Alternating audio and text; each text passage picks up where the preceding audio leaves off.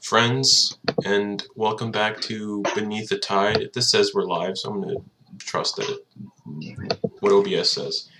We're back with Beneath the Tide episode 12, and Sam's back with us this week, thankfully. Hello. Hello. What was I trying to say real quick? Lost my train of thought and my notes. Yes. So, if you've been following along in this fun little world, I don't even know what I'm talking about. Thought and my notes. Oh. Yes.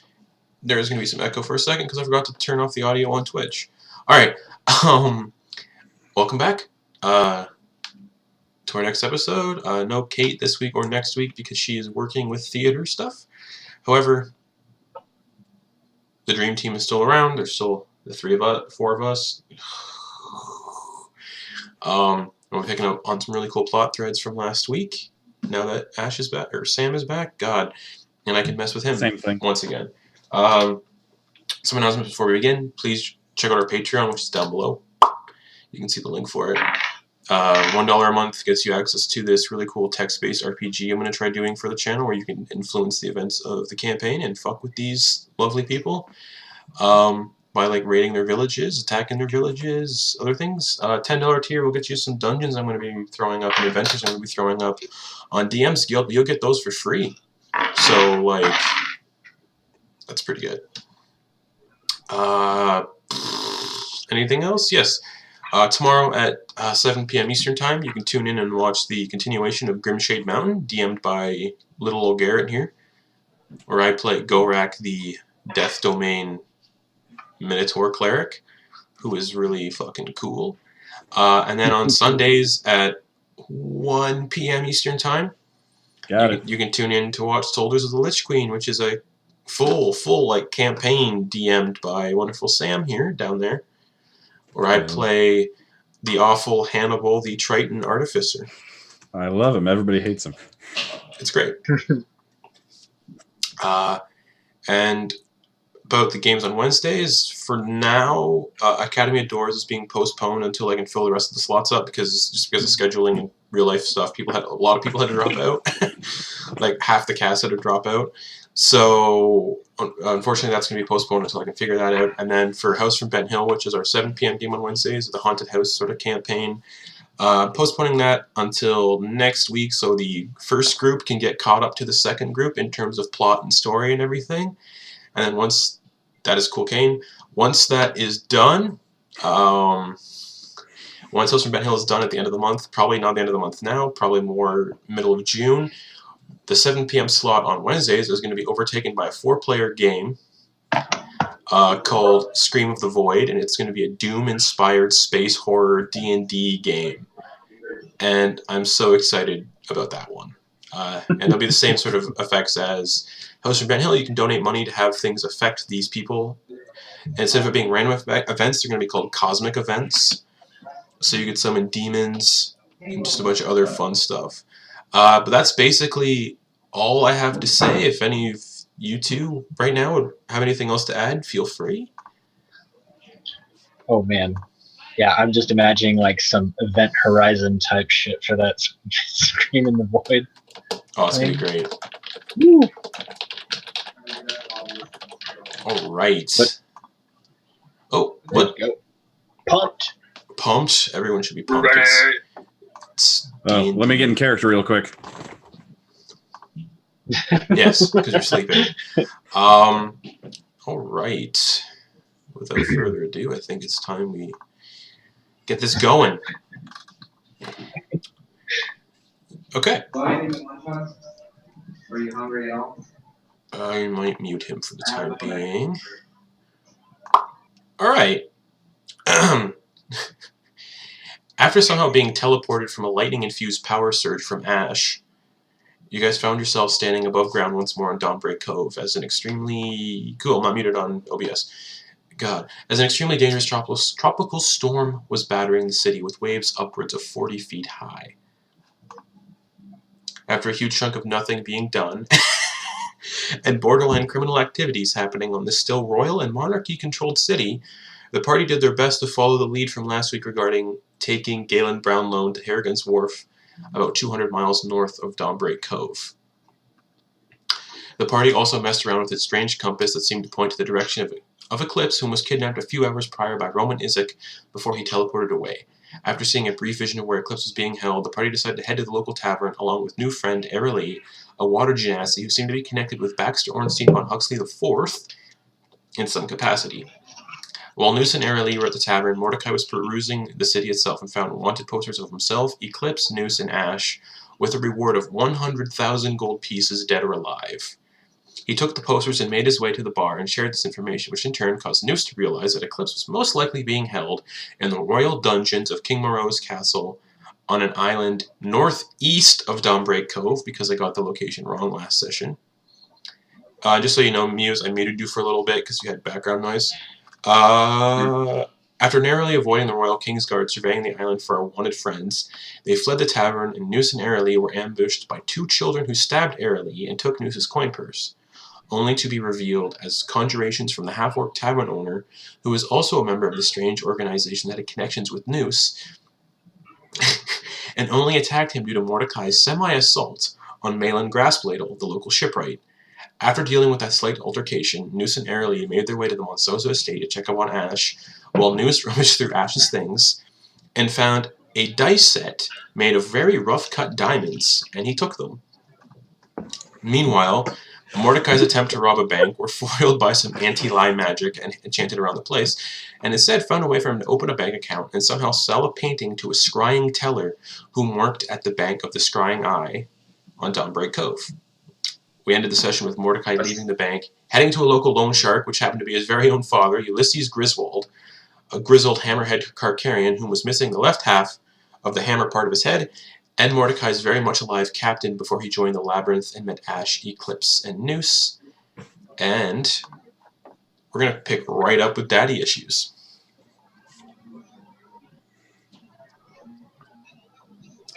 That's amazing. Also, mind you, I managed to sell a painting to a bunch of blind people. Yeah, the scrying tellers. But yeah, so we're going to pick up right with you running into this rundown shack on the docks, punching your dad in the face, and then your captain, your old captain, coming out and being like, "Mordecai, stop!"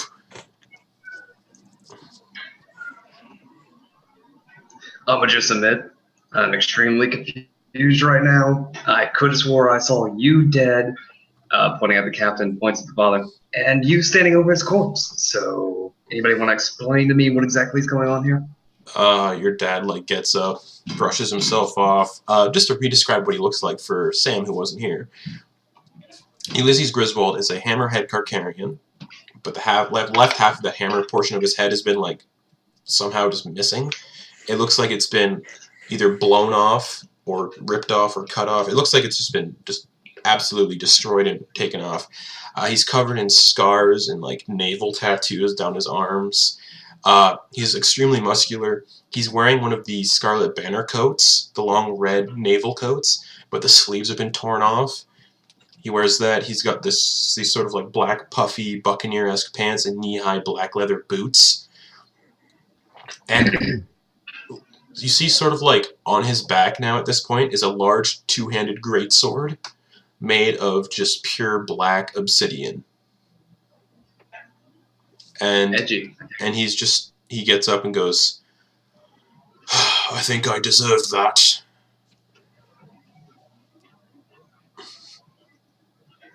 Sorry, I haven't eaten today.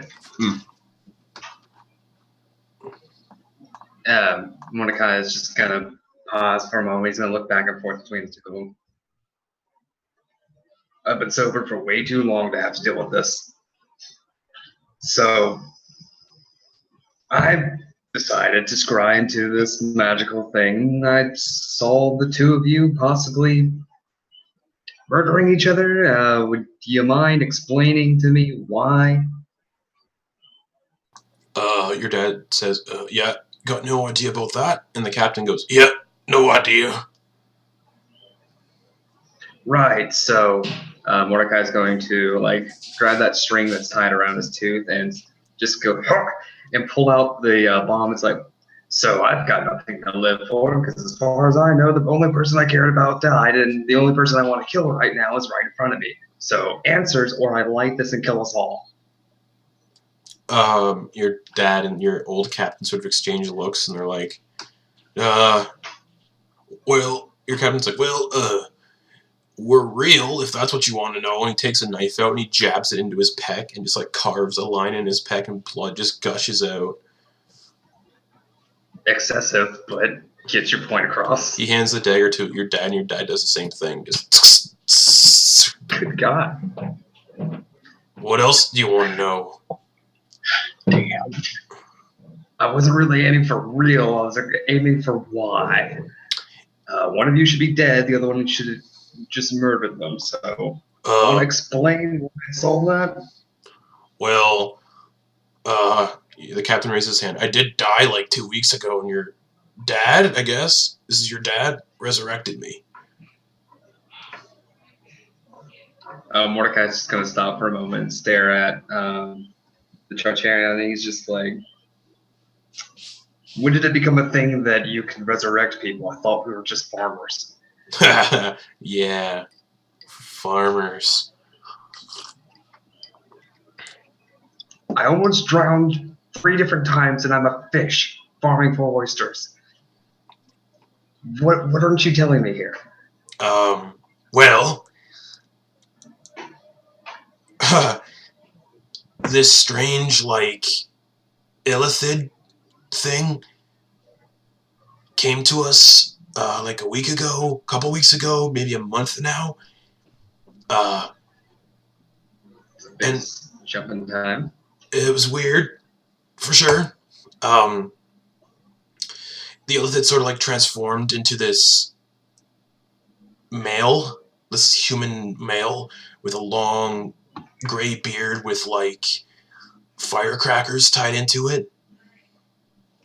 Do we know anybody with that description? No. And Okay. he said his name was, he like flips through a book, like a notebook. He pulls out this notebook. He's like, I keep track of like the weird shit that we've run across in the last month or so. Said his name was Captain Sparklebeard. Yeah, he had this like necklace on that had the visage of a human male's face screaming with pie all over it. It was kind of weird.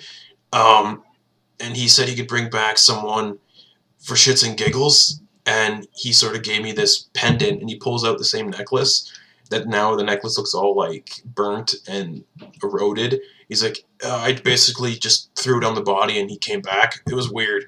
Do you mind know anything about that being linked to our goblin friend?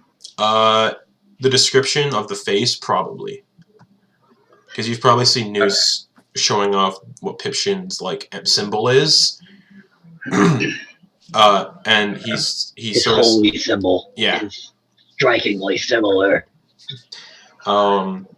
And your dad says, yeah, so I was like brought to this grave. For some reason I was told to visit this grave. There was a man in the grave, this like orc thing, man, and I brought him back for some reason. Wasn't told why, but well, here he is. And he looks at the captain. How'd you die again? Mutiny. Now, damn it, I already prevented one of those. Gestures to half body burnt. Okay, this is just too much for me to handle. Your dad's like, wait. I saw the wanted poster. I think the royals are looking for you. Yeah, they're probably looking for us. The king isn't the king anymore. I was going to kill him anyway, so that's good to know. Yeah, so the king was murdered about, oh god, a month ago by this Why does dragonborn. everybody keep taking away my points in life? So yeah, the king was murdered by this dragonborn with like a diamond eye. And this drow that was following him sort of shapeshifted and took on the appearance of the king. At least that's the rumors we're getting. And this drow apparently ordered the hit and killing of the Monsoza family. take out, noble powers. So Roman killed the king and then put one of his men in charge of the whole thing. Yeah, that's what you're getting. That's the kind of gist of the thing you're getting. And your dad's like, also, I heard that you're associating with pirates and shit. Points at the orc. Yes. Yeah. All right. So I recommend, if you continue this path of piracy, join one of the 9 organizations. There's about to be a huge pirate war happen with all the organizations because the Tides Moot is coming up. And you would know the Tides Moot is a thing that happens when a new pirate king or queen needs to get elected. All of the warring organizations basically fight each other to the death, while the heads of each organization meet up in this one location and basically do a vote, basically Pirates of the Caribbean style, on who is going to be the next leader of all the pirate organizations. And currently, and since there is no current person rallying the pirates together, it's just an all-out war that's about to happen. And since you're technically pirates and you're not declared for an organization, it's basically just open and fair game on all of you. And that's what your dad's basically explaining to you right now. Well, technically, I think only 2 of us are like registered pirates, so the rest of the crew's fine. You'd all be. Noose, Ash, and you are registered pirates because you were sailing under the Labyrinth and the Iron Bull. Because you're still on the ship, so there was still like a charter of the crew, and you were on that list. Eclipse is also one of those people, and Eclipse is currently in captivity in the King's dungeons. That's so organized for pirates. Didn't think pirates were one to keep a paper trail.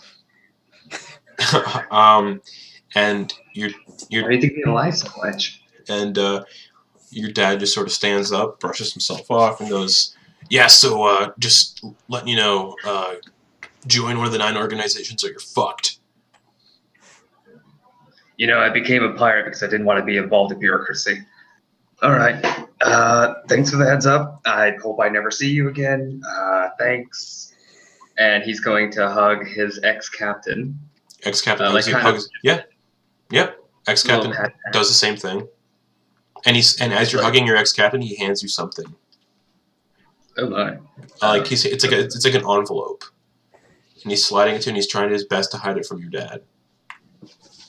All right. Well, do I need to sleight of hand that? No, if you want to, you can. Yeah. I think I'm proficient in that, but oh well. I'm just gonna go take it. Yeah, it's got a wax seal and everything on it, and he hands you it and goes, "Well, best of luck." And your ex-captain, leaves the shack, and your dad just goes, "Well, nice to see you and all that." Not likewise, but actually, I came here for a reason. I need a loan. I want to buy a violin, and I don't want to steal it for once. I guess it's only fair I give you the inheritance after your mother died. My mother's dead. Wait, what? You didn't? No one told you? Oh, fuck. I'm trying to stay in character and be legitimately upset, but it's just like all of these things back to back, and one guy's just like, I don't have enough liquor. Your dad looks around, he's like, "Oh, yeah," and he pulls this letter out of the coat. "Forgot to mail it." You Terrible father. Plus, didn't know where you were.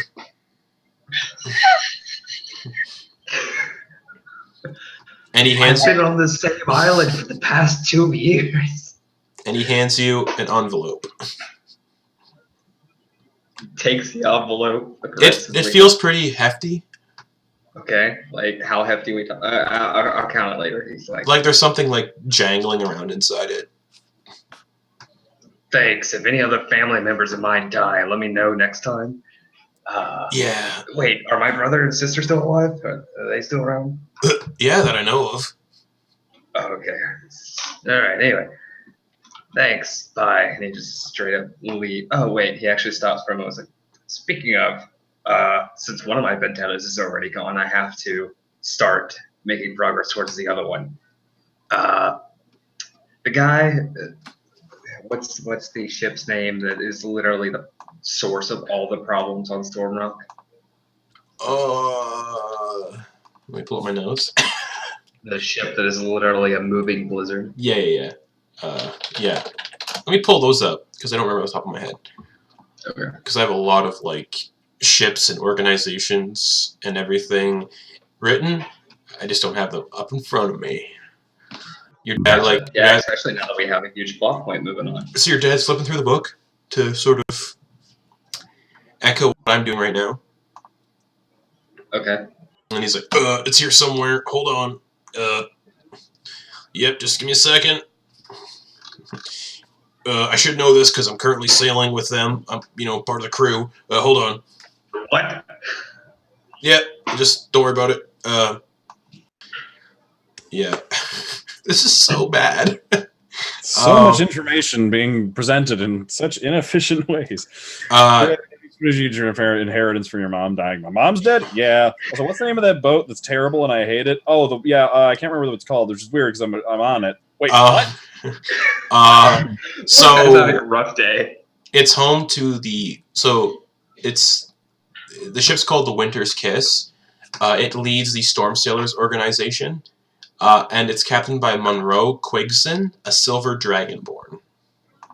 Right. Okay. Yeah, that's the guy he hates. I'm gonna try to remember that. But Well, it actually would be- Monroe's a female. Okay. Right. So I guess if you're sailing with him, do you know the last location or maybe weak points in the ship that explosives could possibly be put and sink it? Fuck it. She did kill people on Stormrock. She's currently sailing to the Tidesmoot, with the other organization heads. So she'd be docked there right now. Noted. Mordecai's just gonna nod without saying a single other thing. He's just gonna march right on out before some other horrible bad news gets given to him. And a Tidesmoot generally takes between 3 to 4 weeks. Just constant pirates trying to vote, but they're just like, fuck you! I should be the leader! Blah. So normal. Basically, just never goes anywhere.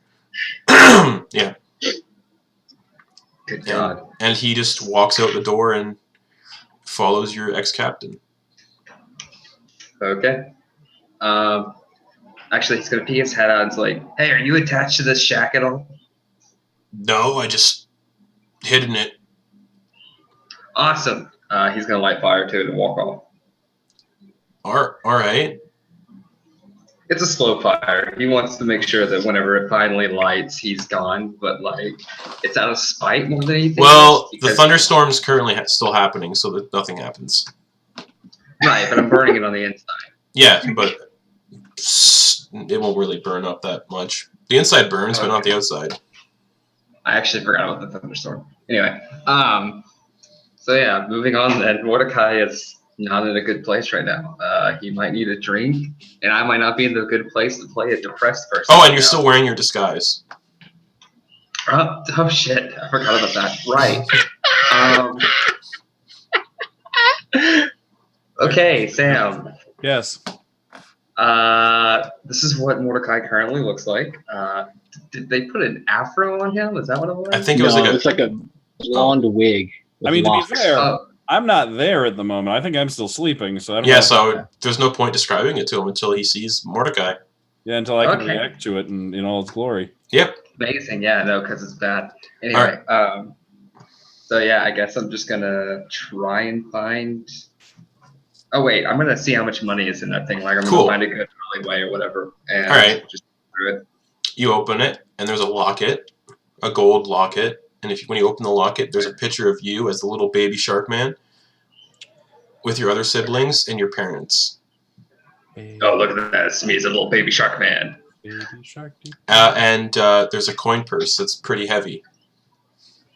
Okay, yeah, I guess I'll. Wait, you said there was a letter in it? Yeah, there's a letter, and then there's... Oh, which envelope are you looking at? The inheritance one or the one from your pirate captain? Inheritance one first. Yeah, the inheritance one has the locket, obviously. It'd be weird if your captain gave you that. Yeah, so... It on you. It matches your eyes. So it has the locket, and then there's a coin purse, and then there's a letter. Okay. Yeah, I guess I'll look in the coin purse first and see how much is in there. 1,500 gold pieces. How much did that violin cost? I don't remember. 6,000. 6,000. Great, half of it's going on that. Anyway, I could be spending this on something reasonable or useful. But I just want to waste it on a spite. Yeah, Sam, a 6,000 gold piece violin. Get a cheaper one. He could. He really could. But he made a promise. He was going to rob a bank for it. But apparently banks here use space rifts. So anyway, which he absolutely opened up an account with them. Anyway, absolutely. Space rift bank. Are you going to read the letter? Yeah, absolutely. Let's read the letter. All right. It says the only family cared about. Just you open it up and it says, "Sorry, your mom passed away," and then signed Ulysses Griswold. Fuck! I thought it was like my mom's last words. I hate this. He's gonna light. Oh, he would light it on fire, but it says he's in the rain, so he's just gonna leave it out in that because that's a good enough way to ruin it. Anyway. Just turns it to mulch. Yeah. And it's just he flips it off, and he's just like, "It's been a bad day. It's been a bad day. It's been a bad day." All right. I'm not gonna drink though. I'm not gonna drink. Not gonna. Fuck! I'm gonna drink. And you still have. All right, and you still have the envelope that your ex-captain passed to you. Yeah, he's not gonna read that one in the rain. Okay. He has a little bit more respect for his captain than he does his father. Yeah. All right, cool. And you would know personally that your father's great sword? Actually, you wouldn't know this. Never mind. Never mind. All right, so you make your way to wherever you want to go. Currently, Ash, you wake up after having a weird dream. You remember you basically remember setting up this huge electric shock, everyone getting teleported to the mainland of Dawnbreak Cove, and then you passed out. Oh.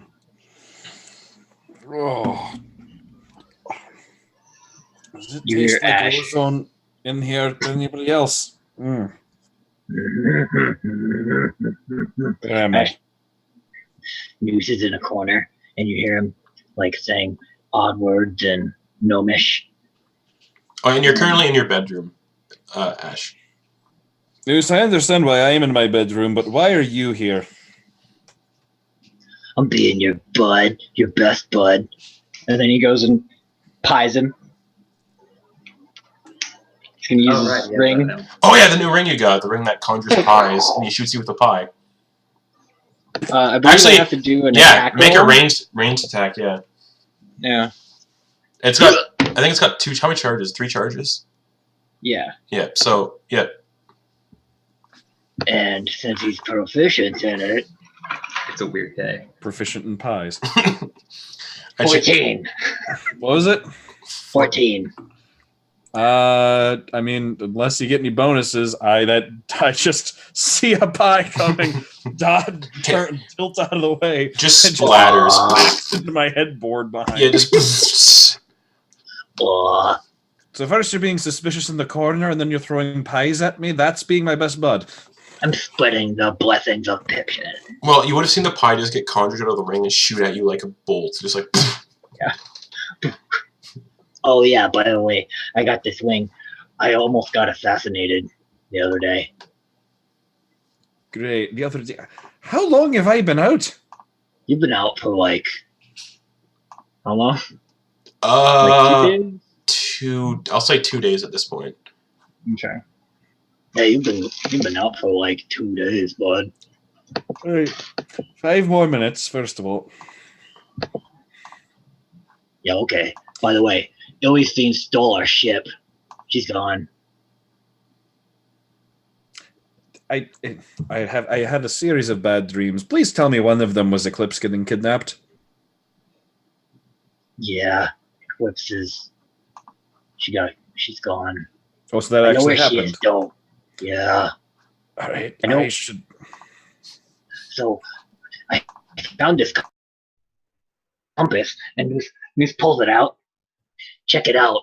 If you think of someone, they'll tell you where it'll show you. Here. And he hands the compass to you. I think of Noose. So if I think of someone, I'm supposed to point at them.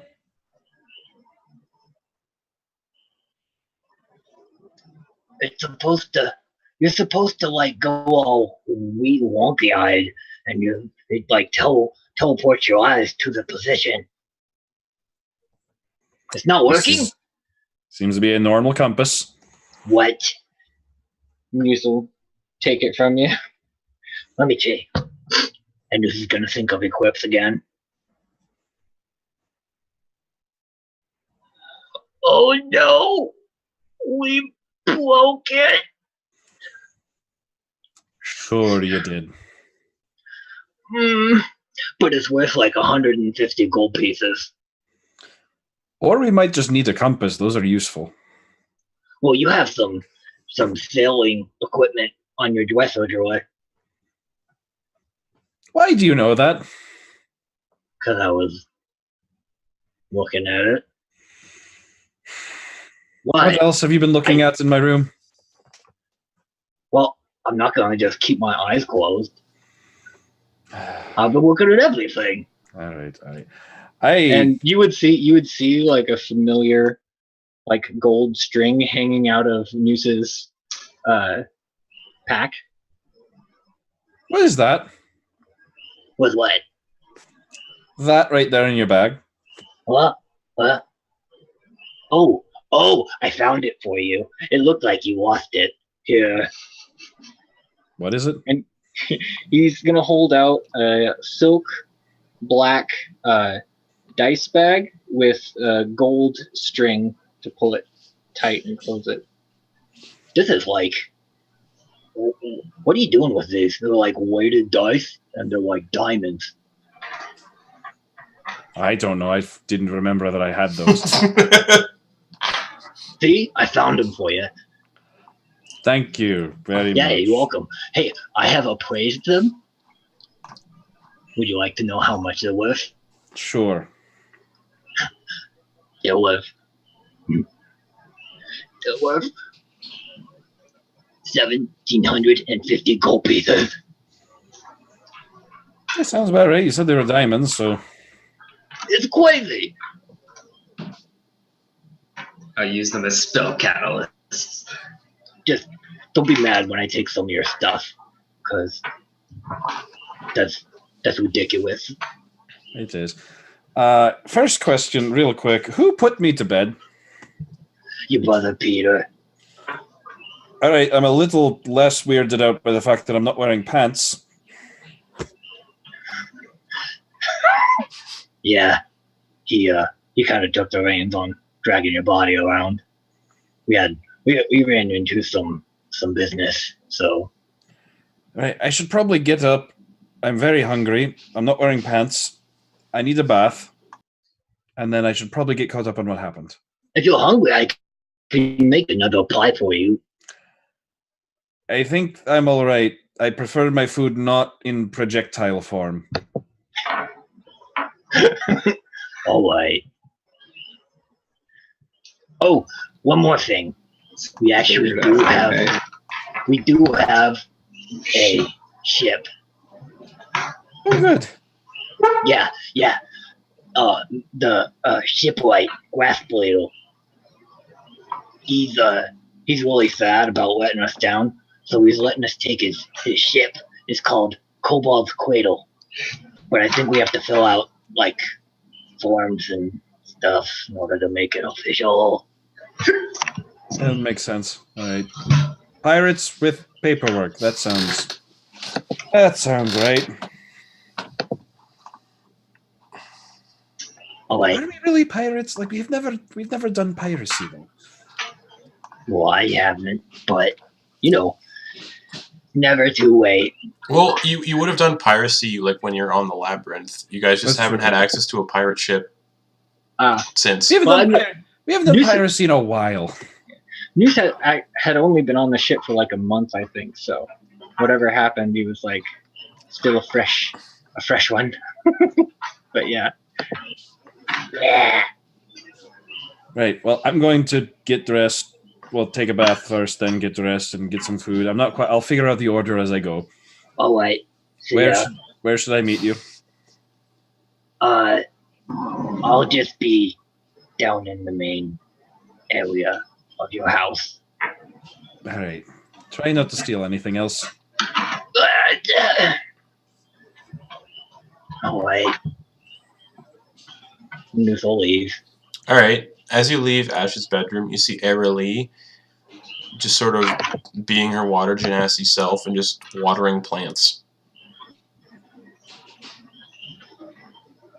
You're a gardener? Who is this person? Oh, you talking to me? Yeah. Oh, Hey, Ellie. Oh, hi. Ash is up. He's awake. Oh, wonderful. And she walks over to Ash's bedroom door and just like pushes it open and goes, hello. Hi. Who are you? Oh, I'm Era Lee. I'm Water Genasi. I'm friends with Noose, and I just met you, and I'm sort of backup sent by Baxter to help you find your cat friend Eclipse. Great. Do Water Genasi not believe in knocking? No, I don't. Great. Nice to meet you.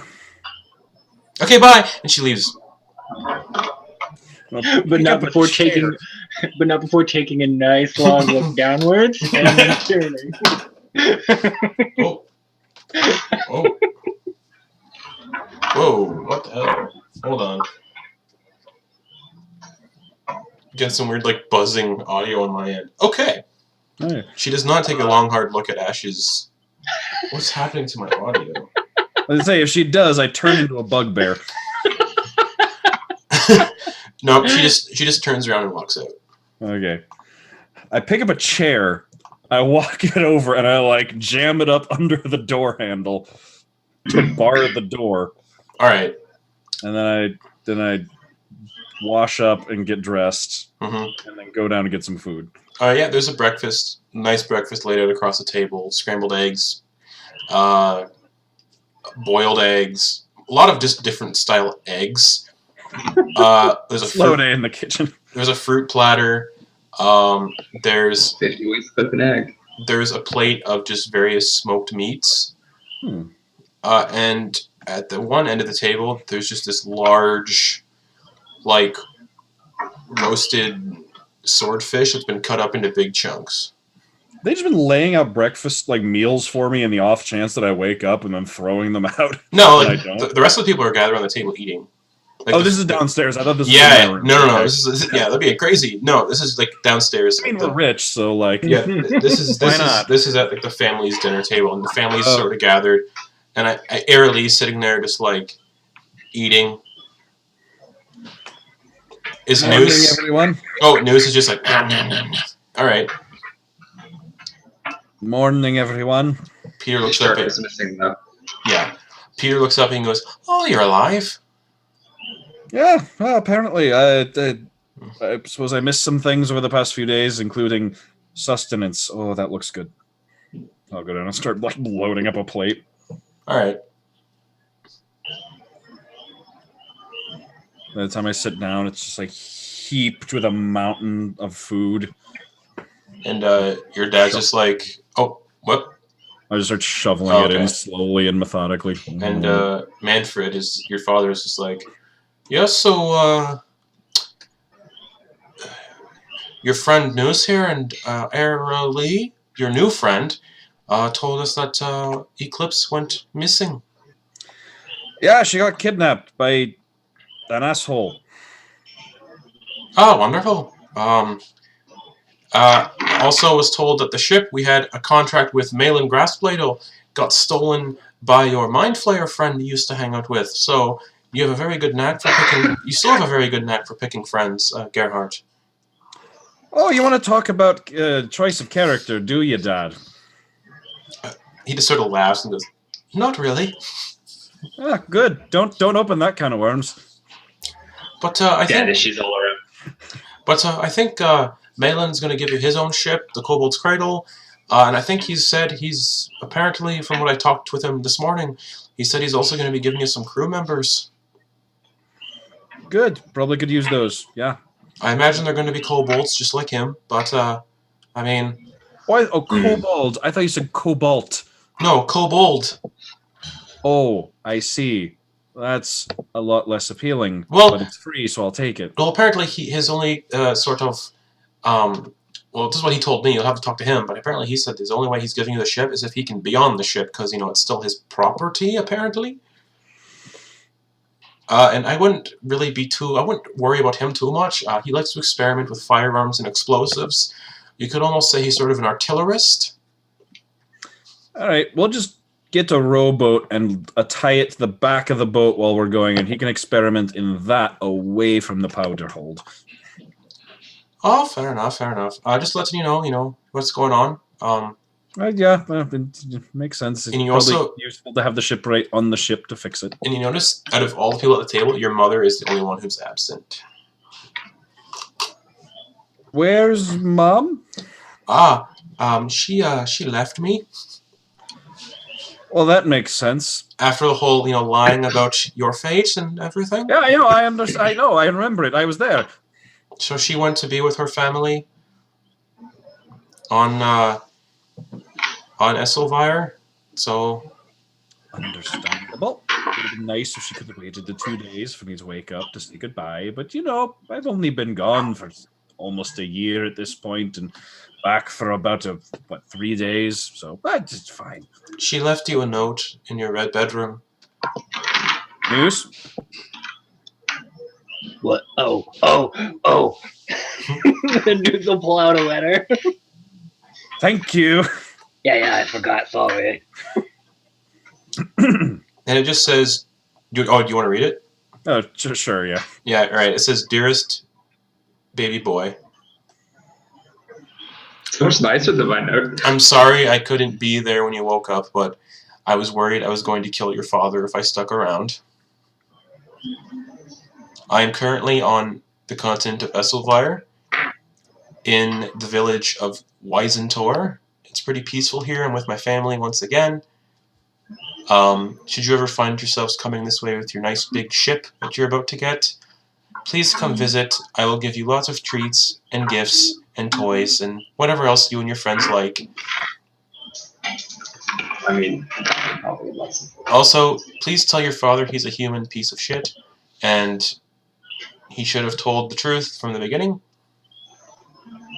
And yeah, I hope you, your friends, and your siblings are okay, and I hope to see you soon. Signed, Mum."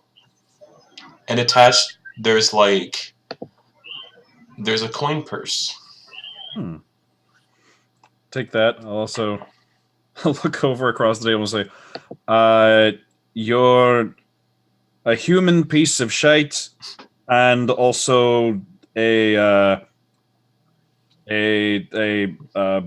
bursting full sack of assholes. Only the first one was from Mom. That makes sense. I guess I'm going to die alone, but I deserve it. Well, I can only think of one thing worse, which would be having to go to your own funeral and watch your family move on without you while you're stuck in someone else's face and unable to rejoin them, while someone else inside knows full well what's happening and just allows it to happen. I can't imagine what could be worse than dying alone other than that. Yeah, that sounds pretty bad. Uh-huh. I think I've lost my appetite. I'm just gonna go to bed. And he gets up from the table and just walks away. And Peter's just with a mouthful of potatoes. This is like, well, that was awkward. Little bit, yeah.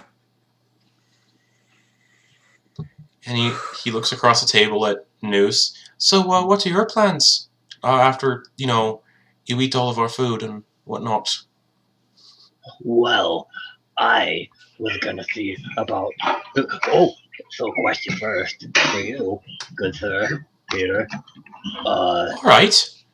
Do you know any alchemists in town? Yes. How many? Like 7. 7? Yeah, they all work in the same shop. Oh, where's that at? Oh, it's down it's down near the poorer district, right by the church. It's right beside this tiny little house. I think the Brownloans used to live there. There's an alchemist shop right beside it. It's called the Beholder's Cauldron. Okay. Do you know if they have any antitoxins there? Oh, they probably do. Yeah. I can imagine they do. That might, if we have to come in contact with the stuff that we saw the other day. Yeah, that'd be fun, wouldn't it? Yeah, they think they have antitoxin. Okay. Cool. Just You might make us stop. just go there and tell them Peter sent you. Willie. Thanks, Peter. Do you want anything? You seemed a little off-put about me eating food. No, I'm all right. I have to go to the church anyway to clean up the bodies and sort of figure out what we're going to do since I'm one of the only priests left in the city. Do you want me? I mean, I kind of a police. No, thank you. No, thank you. No? No, that's all right. That's all right. I can just have them walk themselves out if you want. No, that's fine. I can make them bury themselves. No, that's all right. I appreciate it, but I think when someone is confessing, you know, and wants to talk to their deity, they don't want to talk to someone of your overwhelming handsomeness. It might distract them. You know. Okay. Noose might do an insight on this one. Go for it. Okay.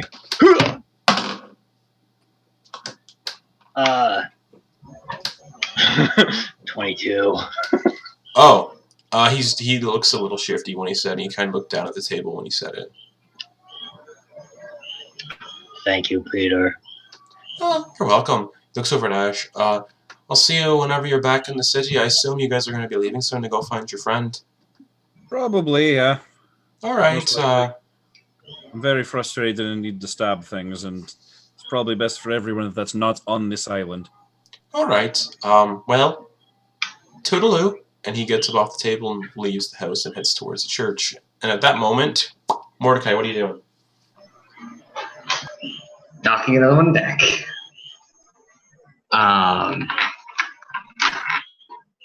He's out by the bar and he's just been kind of, he's going to try to go sober, but like, actually, hold on. Okay. Holding on. Wisdom checks is what's normally towards addictions or whatever, right? No, I'd say that'd be Constitution. Okay, so I'm gonna do a Constitution check and I'll let you set the DC. Okay. Whether or not he can resist his whole addiction thing on top of all of his emotions and shit that are going on. Roll with disadvantage. Okay. All right. Base, I rolled a 7 and an 8. That's going to be +3. So yeah, that's a 10 and an 11. Nah, you're not doing too good. Yeah, I didn't think he would be. So yeah, he's just knocking back another just full blown mug. He doesn't stop until it's gone, and he just holds it out for another one. And you're at the tavern, right? Oh, of course. Cool. Let me roll something real quick. Fantastic. You feel. No, you don't feel, but you sort of sense something out of the corner of your eye. Mhm. And you look over, and you see He doesn't know about this. And you see those two Royal Kingsguard still here. Oh. And they're looking towards you almost suspiciously because now you're the only Carcarian in town. I'm not a Carcarian. I am a man in a very well-made disguise with a large nose. But they're still eyeing you up. Oh, okay. That's fine. You He just kind of look over at them and was like, you guys... Hold on. You guys want a drink? I'm good for it. One of them walks over and looks down at you. You look a bit familiar. Were you at the bank? You were at the bank earlier, right? When all that kerfuffle was going down. Yeah, it's a bit of a shame that all happened. I don't know why. Good luck. I made them a painting though. It's pretty paint. You can go look at the painting. I'm pretty proud of the painting. He's like, do you mind standing up and coming outside for a second? We got to ask you some questions about the bank itself and what happened around it.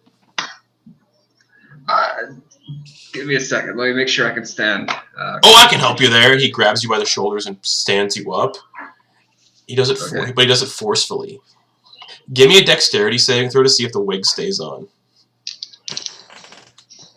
I guess.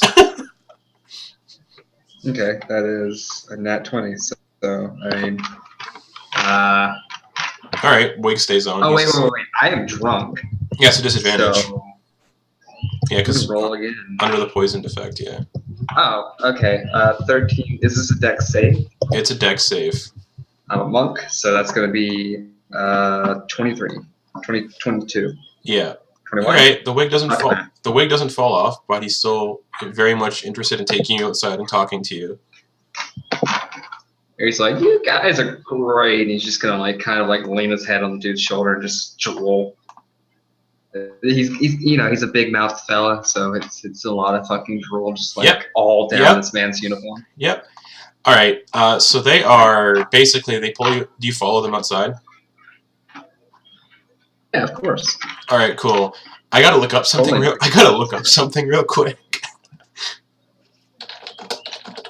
Because someone in this game just messaged me, and now I need to look up something very quick. When he messaged you. Oh Okay. no! No! All right. So when these two guards lead you outside, and the one starts just like, "You mind if I, some stuff was stolen from the bank. Do you mind if I just like look over your person?" Somebody stole from the bank. Yeah, someone stole. Damn it. Well, someone stole something pretty dangerous from the bank. Do you mind if I just look over your person? Well, officer, you can fill me up all you want. All right. And he like fills you up and he grabs this bag and he looks at the bag and he's like, "I'm just gonna look in here real quick." And he puts his hand in the bag, and he needs to make a saving throw because it's a bag of devouring. Oh shit! It's that one. I Yeah. forgot I had that. Yep. Because it was tricked. Someone said it. The guy tricked you, making you think it was a bag of holding. Yeah. Yeah. Oh no. Oh no. As he goes to put his hand in the bag, he watches he's just pulled into the bag. Oh, it's not supposed to do that. That's. And the other Kingsguard slides the great sword off his back. It's just gonna be like, hold on. I think it's I don't know. He just like grabs the bag and like flips it inside out. Okay. Hold Is on. there another check you have to make to determine whether or not the bag of devouring eats biological matter? That's It actually does. After one round of turns, it does. It you just can't completely open it inside out. Not the bag of devouring. Oh. Because if you reach into it, you get pulled in on a failed check. So either you could pull in and try to pull that Kingsguard out with a really high strength check, or he's just basically the bag's just gonna eat him. Okay. It's like, I don't know what the hell that's all about. So he's gonna reach in, and I guess I'm gonna do athletics or strength. Oh, this could be so bad. Strength, just strength.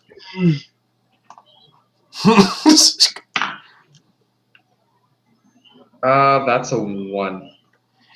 Mordecai, as you reach into the bag,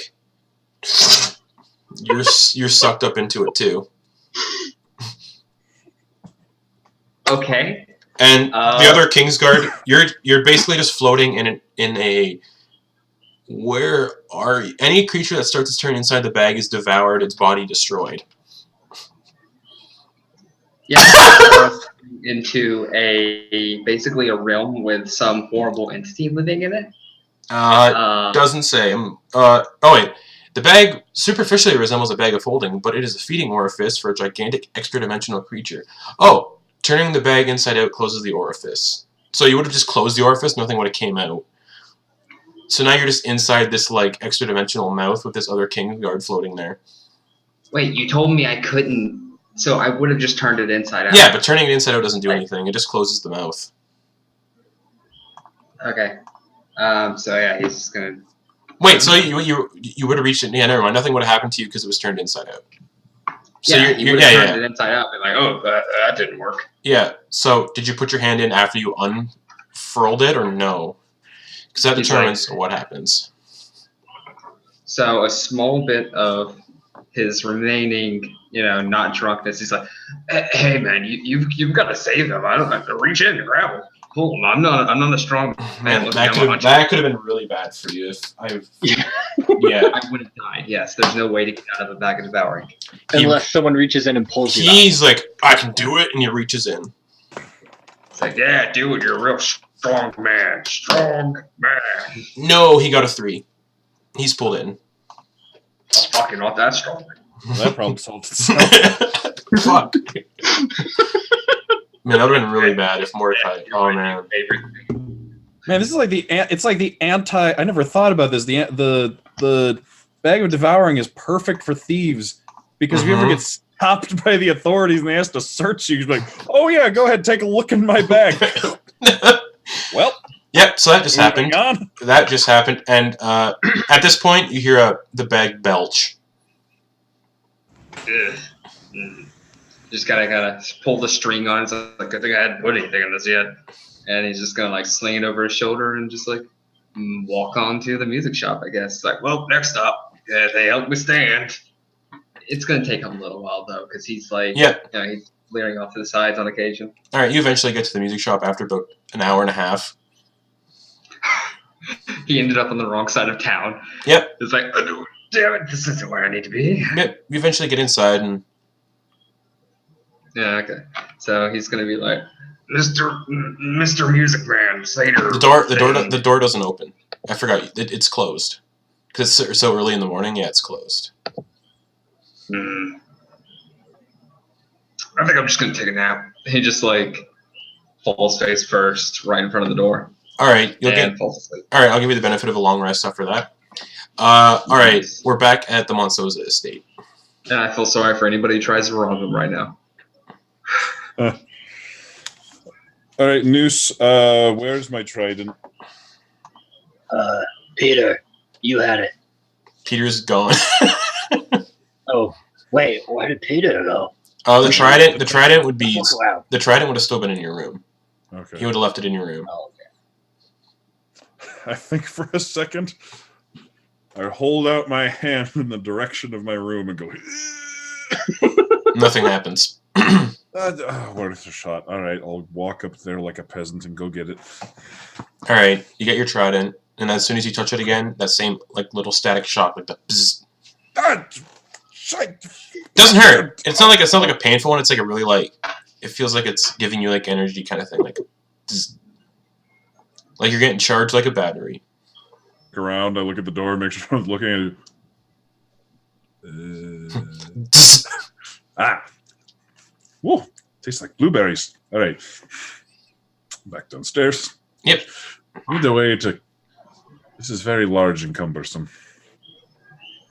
Yeah, it is very large and cumbersome. Just thinking out loud as he goes downstairs. Need a way to conceal this thing. You'll see Noose actually looking at another letter, but it's written in blood. What? Who is that? Who was that? Oh, right. So remember when we were down there and we had to sneak past all those sleeping guys? Well, I mean, right, the ones right before we, yeah. Well, you know how I went off and in the other direction by myself? Right. There was a guy there. Yeah, you mercy killed him. I didn't tell you that. Wasn't he? I thought he was just standing at the end of the hallway, and we all just watched that happen. He had his back to you guys. Okay, there was a guy we heard talking. After that, it wasn't moving anymore. Well, yeah, I guess. Yeah. There's a point A, there's a point C. I think we can connect the dots here and figure out what happened in between. Yeah, you're right. But he has this letter to his son. We went and tried to talk to him the other day, but this is what it says. Dearest son, you'll be too young to remember me leaving this mission to provide for you.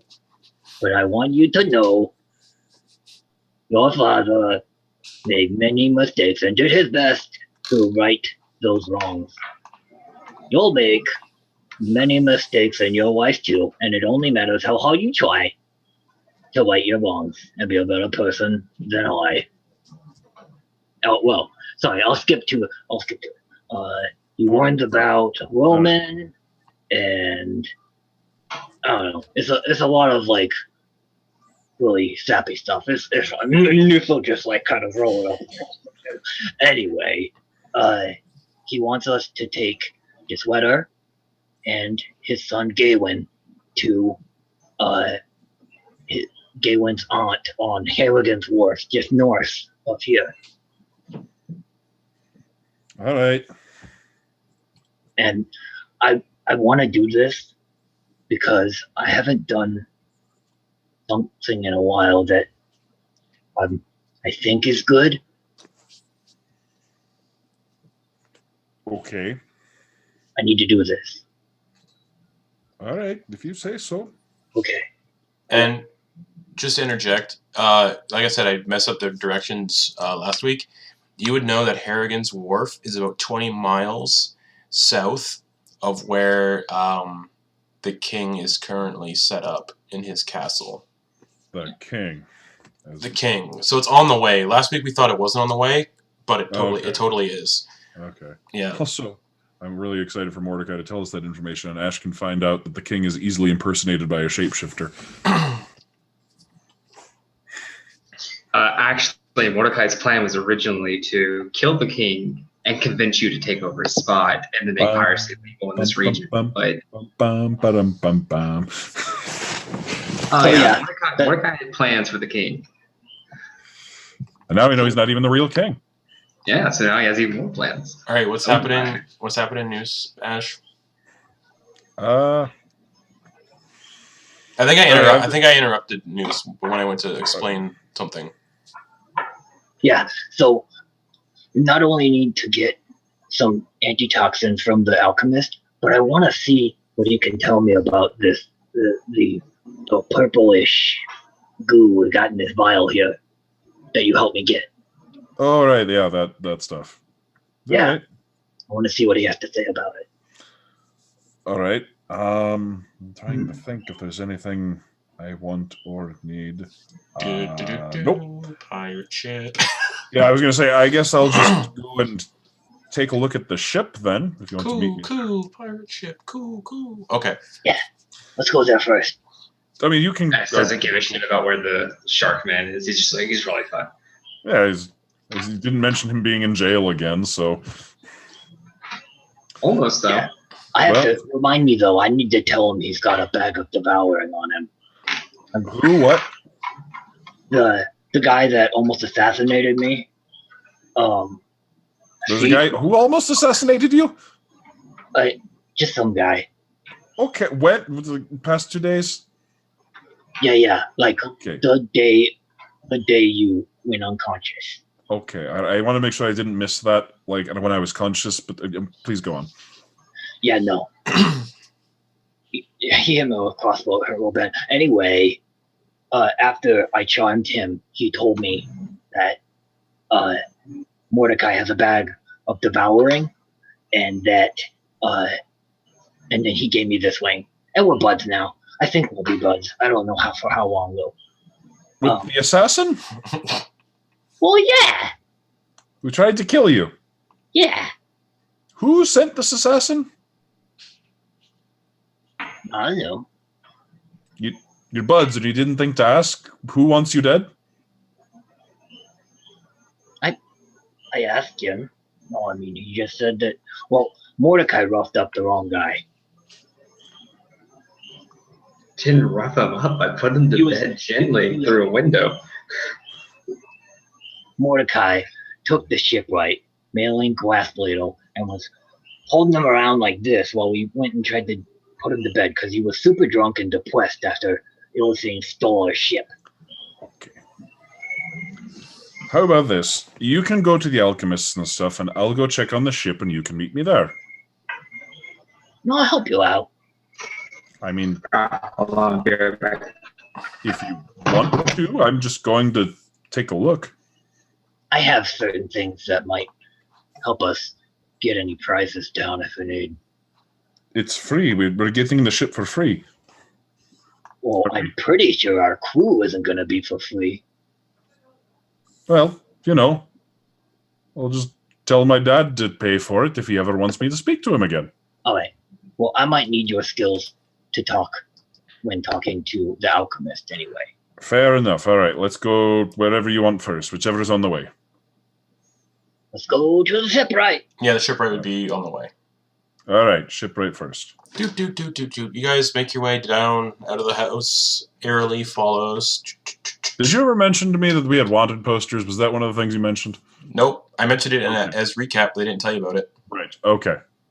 So, the other thing that we found out from that compass that doesn't seem to be working right now is that Eclipse is in a jail with the king, but then Mordecai showed we found out that that's where she was because Mordecai showed a wanted poster and said that if any of us were captured or killed, to turn the bodies in to that island.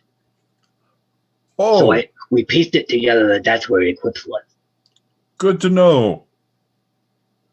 I'll turn into a random person, first person off the top of my head, someone I remember All right. who died. You turn into this very portly, obese man whose clothes don't quite fit, and they kind of ride up on him a little bit, and half of his belly just flops out over his pants, and he waddles a little bit, very red in the face. His hair is patchy, and one of his eyes isn't super infected and pussy. All right, looks all right. It's also funny because my clothes don't change with me. It's the same clothes, so I just kind of balloon up, and then my clothes just gonna stay the same size. Yep. And Noose will disguise self as Two-Stone again. Okay. So he's an elderly halfling. Yep. You eventually make your way to the shipwright, and you see Malin Grassbladel once again, sober, on the docks. His very magnifying goggles are like zoomed in all the way, so his eyes are magnified like 8 times, and he's just like, "Yes, hello. What would you like?" Hello. And Noose will wave like this. He does the same. He goes, Hello. And he does it just kind of quickly. I don't see your drunk friend with you. That's good. Yeah, this is a good sign. So the ship got stolen. But I can give you a backup ship. He looks at the big blobby man and goes, who are you? Don't worry about me too much. I'm just here for the day. He will be the surrogate for Captain Miller. Oh, okay, so that works. Fantastic. Follow me, also. Who's Captain Miller? You're Captain Miller. You said you were Ash Miller when you signed the name I gave him. All right, the papers the first time. I completely forgot. There's been a lot happening. It was Dustin Miller. Dustin Miller. Right. I completely forgot about that. Thank you for remembering. So he leads you to the ship, the farthest ship on the docks. And this ship. Oh, excuse me. I got rid of my notes. This ship is called the Kobold's Cradle. And if I can find the note for it, it is a large ship made of dark oak, which has been stained a deep red in color. The sails are white with the head of a red kobold edged across them. And basically, it looks like it's a huge warship. You could probably fit like 20 crew member on it. 20 crew, a couple, maybe like 40 passengers or so. It looks like it moves much quicker than any of the other ships you've had. And you see that ballistas have been taken off the ship and been replaced by one cannon on each side. And he says, yes, this is Kobold's Cradle. I could rename it if you like, but it is my ship still. I'm just lending it to you, giving it to you, sort of. My only stipulation is I be a member of the crew, and all of my workers be on the crew as well, because, they're still my crew. So there'd be me, which I'm a very good artillerist. I build cannons and I build guns, and I can do this. And he snaps his fingers, and you watch as this arcane turret sort of gets summoned on the docks, breathes this jet of fire in the air, like, and then he snaps his fingers and it vanishes again. Whoa. Yeah, I can do that. That's pretty good, yeah. Yeah, I can do that, and then all my crew members, they're basically just, they're good in a scrap, and they're good at repairing stuff. And you see a bunch of these just kobolds, red kobolds on the ship in various, like, piratey garbs, just yelling at each other, like, yeah! And they're like, one hits one of the other ones in the head with a hammer, and then goes back to working. Okay. How far away were they? They're like 30 feet away on the ship. Alright. Muso restrained himself. He was about to contribute with a pie. So he's like, so I've already switched the contract over to this ship. It was for the ship that the Illithid took, but for now, it's just this ship is now the contracted ship that I give to Captain Dustin Miller. All right, I'm sure he'll be very happy to receive this boat. All right, fantastic. I'll just get on board and start getting things set up, artillery, and just let me know when you guys want to set sail, and we can do that. Do we need any supplies like food or? Oh, I have food on the boat. I have enough for about a month. Okay. All right. Thank you. Yeah, if you guys like dried lizard and dried rat, we got lots of that. Ooh. I'm going to buy my own provisions. And I have about 6 barrels of rum. Standard fare for it. Yeah, okay. And he unzooms all of his magnifying glasses on his glasses and walks back towards the ship. Hey, boss man. Yeah. Kate just messaged in. On Discord? Yeah, Kate might be able to join us. Yeah. Oh.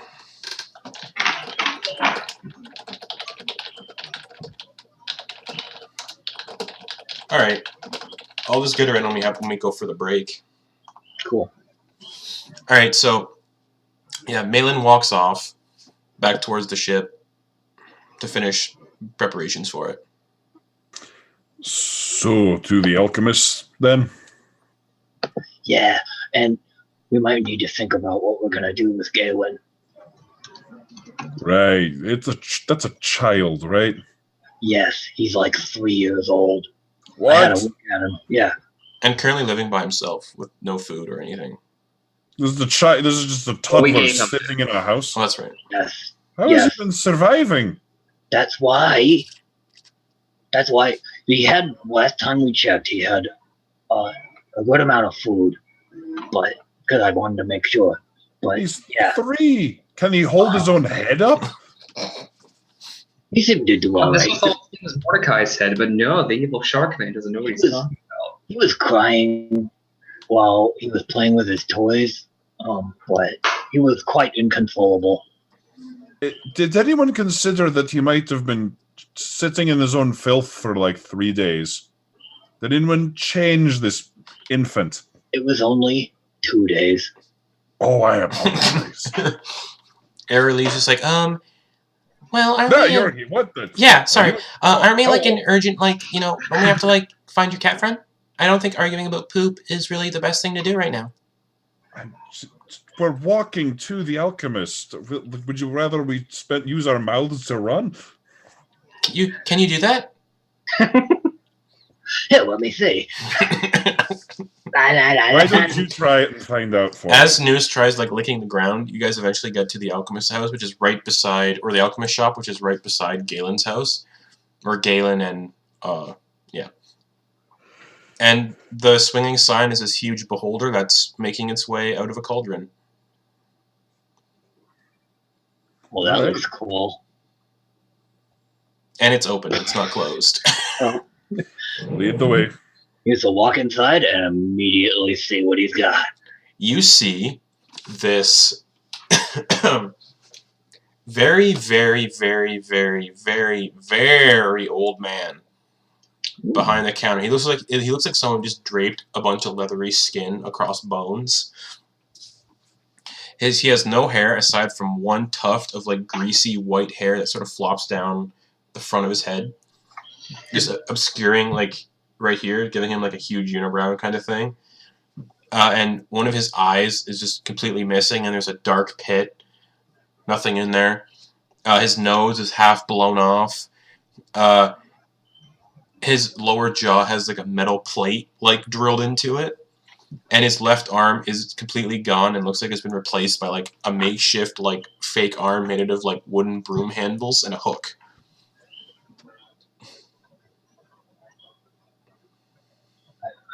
Do you think we have the right place? I don't And he's know just what staring you're at you. looking- He's just staring at all of you, just wide-eyed staring at you. Do you know Peter? When he talks, you notice he has no tongue. Go right ahead, Noose. I will sit here and happily watch. Oh wait. Does New see any bottles or vials? Yeah, he's got like a huge rack of vials of different like chemicals behind him. Oh wait. Hello, I don't know your name. My name is Tombstone. Great. I would like 4 vials and 4 bottles. And is there anything that I could put them in that would prevent them from breaking? Like if I travel a lot? Just point me. He pulls this like pouch up that's wrapped around his waist. Like Yeah, something like that. he puts it on the counter. Excellent. Do you have any antitoxin or anti-poisons? And he grabs a bunch of like he grabs 3 green anti-venom antitoxin bottles and puts them on the. Ooh. Yeah, that's it. That's what we're aiming for. Oh wait. How much? 200 yen. Did you say 200 gold? Yeah. 200 gold. Jeez. Oh boy. You hear an explosion come from the back of his shop. Just. And you see like purple smoke billow out the back.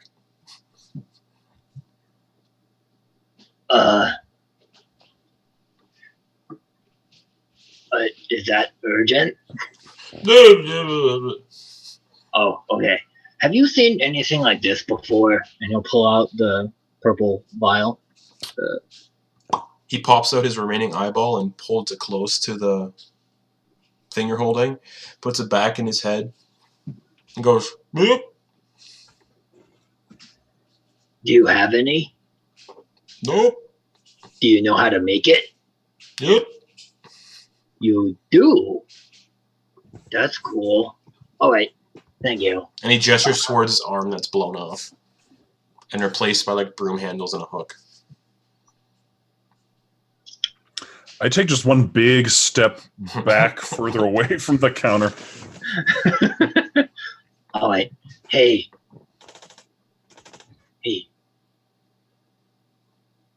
Yeah. Ash. Oh. Yeah. So it looks like this might cost us 200 gold. All right. I have 200 gold. Okay. Do you mind if I spend it? Is it my 200 gold? Well, this is for everyone. That's all I'm saying. While you're talking to Ash, the old guy pulls this like brass horn out from underneath the counter, puts it in his ear, and holds it towards you. Can you talk him down for me, please? I can try. I have 11 gold. Where did you get 200? I found it. Wait, well, I actually haven't. On the way over, can I check that coin purse I got from my mother? Yep. How much is in that? 600.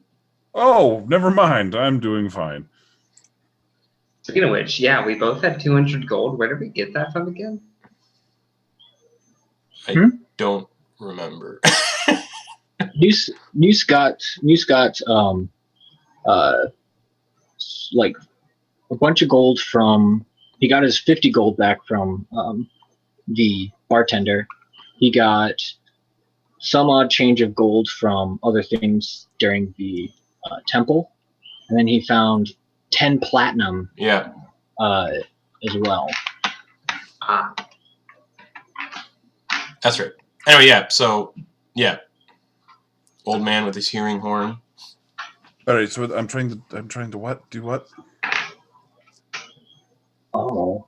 So Noose is trying to like make sure that he's trying to be quiet about it. I just, you can. I'm not very good at this, but maybe you could like talk him down. I look over at the man who clearly needs a hearing horn, is missing an arm and a tongue. I walk over to him. I lean in real close. Noose will cast guidance on Ash. I lean in so close, the noose can't hear me. I suddenly hand him 100 gold, and I say, "Don't mention this, just tell them it's 100 gold." And then I lean back and just give him a knowing nod. I say, "All right, I think I cut the price in half for you." Will we? Oh, yes. The blessings of Hipshin indeed work. Wait, what? Don't mention what? I just leaned in. I gave the guy 100 gold and just said, "Just tell him that it's 100 gold. Just like I'm paying for half of it. Just don't tell him that I actually." Oh, okay, yeah. I'm trying to convince Noose I talked the guy down. I actually paid for it. He just casually takes it, puts it. He goes, 100 gold. 100 gold? Yeah. Jeez, you're the best. And Noose will throw down 100 gold. He takes it and he hands you pushes the pouch and all these vials towards you. So you have 3 vials of anti-venom. I think there's a D&D item called anti-venom. Mm-hmm. It's antitoxin. Antitoxin, and then just this satchel that you can store it in. All right. And did he give me the 4 vials and 4 bottles as well? Yeah. Okay, cool. Thank you. Yep. And then he goes, "Okay, bye," and he walks into the back of the shop where the explosion happened. Get out. Don't have to tell me twice. All right. When he says get out, he pokes his head around the corner and he's holding like a really big grenade in his hand. Get out! looks like Mordecai is the only person pulling grenades out on people. And as you guys leave the shop, you sort of see near Galen's house there's Galen's house, the shop, and you would have passed the shop on the way here, the musician shop, and you see Mordecai just like face down on the ground. Whoa. He's kind of rolling around a bit, cursing in his sleep, but he seems to be resting relatively okay. Poke him with the back end of the trident. Where do you poke him? Because there's a part of him that's 90% fluff. Well, at the moment. Just like in the ribs. Oh, okay, yeah, you'd probably feel that. Speaking of which, he would now see how Mordecai looks. Yeah. Want me to describe that, boss man? Yeah, go for it. Okay, so Mordecai is currently wearing probably the equivalent to a mop on his head of blonde hair just hanging all over his face in such a way that makes his big shark snout look more like just a nose. His fin has been disguised as a hunch. And his clothing is a bit like that of what you'd expect a hunchback of Notre Dame to look like. So my character looks like an extremely muscular, much taller hunchback of Notre Dame. But if he was in the band Hanson from the 90s. Yeah. All I need is actually I do still have a top hat, so that's on right now. He looks like Slash. The bowler hat? Blonde / hunchback. All right. Blonde bowler hat / hunchback. Yeah, basically. So poke you with the underside of my trident and just go, how is it that I was the one that was unconscious for 2 days and you look like that? Yeah, I lost a bet. No, wait, that isn't the right story. I'm in disguise. Like, I'm shocked you guys even noticed me. I'm quite well to. He's just gonna turn and like just throw up on this poor music shop owner's stuff. Hey, do you still have that bag? Yeah, totally ate 2 people. It's great. Oh, so you know. I know what it eats people. Like I don't. It's a bag of devouring. It's a what? Yeah. That bartender tricked you. Jokes on the bartender just helped me get out of a fine. I think they were trying to find me. Not really sure they were getting all handsy and feelsy. I just thought they were into me. Wait, I'm a damn good-looking shark man. we need to get you out of here because you stand out way too much. Well, speak for yourself because I am patiently waiting for this shop to open. As you can see by my. It's been open for about an hour and a half now. Fantastic. Give me a damn. But he's just gonna like navigate around the big puddle of vomit and make his way into the shop without any sort of inference or anything like that of what he's up to. All right. What the hell is what? Airlee's just like, yeah, this is confusing. What about your friend? Ooh, these disguises are pretty good, right? Okay. And yeah, you walk into the instrument shop, and the shop owner is just, behind the counter. You see him, and he's stringing a instrument, stringing like a lute. Okay. All right. So yeah, he's just gonna saunter on over, sort of. He's still a little hungover. He's drunk a little bit more than usual. By the way, like 100 gold's worth of alcohol. Mm-hmm.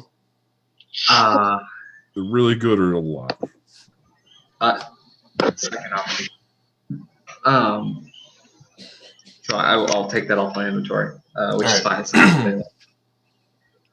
He's gonna be like, oh god, hold on. All right, yeah, no, sorry, I just kind of lost consciousness for like a split second there. I'm here for the violin that I promised I'd come back for. I'm the shock of my word. 6,000 gold. Right, and he just like straight up front 3 or 6 platinum. Wait, what? 6 platinum wouldn't be No. 6,000, would it? No. That'd be 600. So yeah, I'm just gonna say he stopped by the bank at some point. Did they like offer a way to like access the money in the bank when you weren't at the bank? No. Like sort of metaphysical credit card or something? Nope. Okay. So yeah, he's just gonna like plop the 6,000 gold. He's gonna root around in the bag and just go. How do you have 6,000 gold? Yeah. Because you gave me 1,500. Oh. 100. Yeah, 1,500. Yeah, as I was saying it, my brain was like, "There's a 0 not on that." Yeah.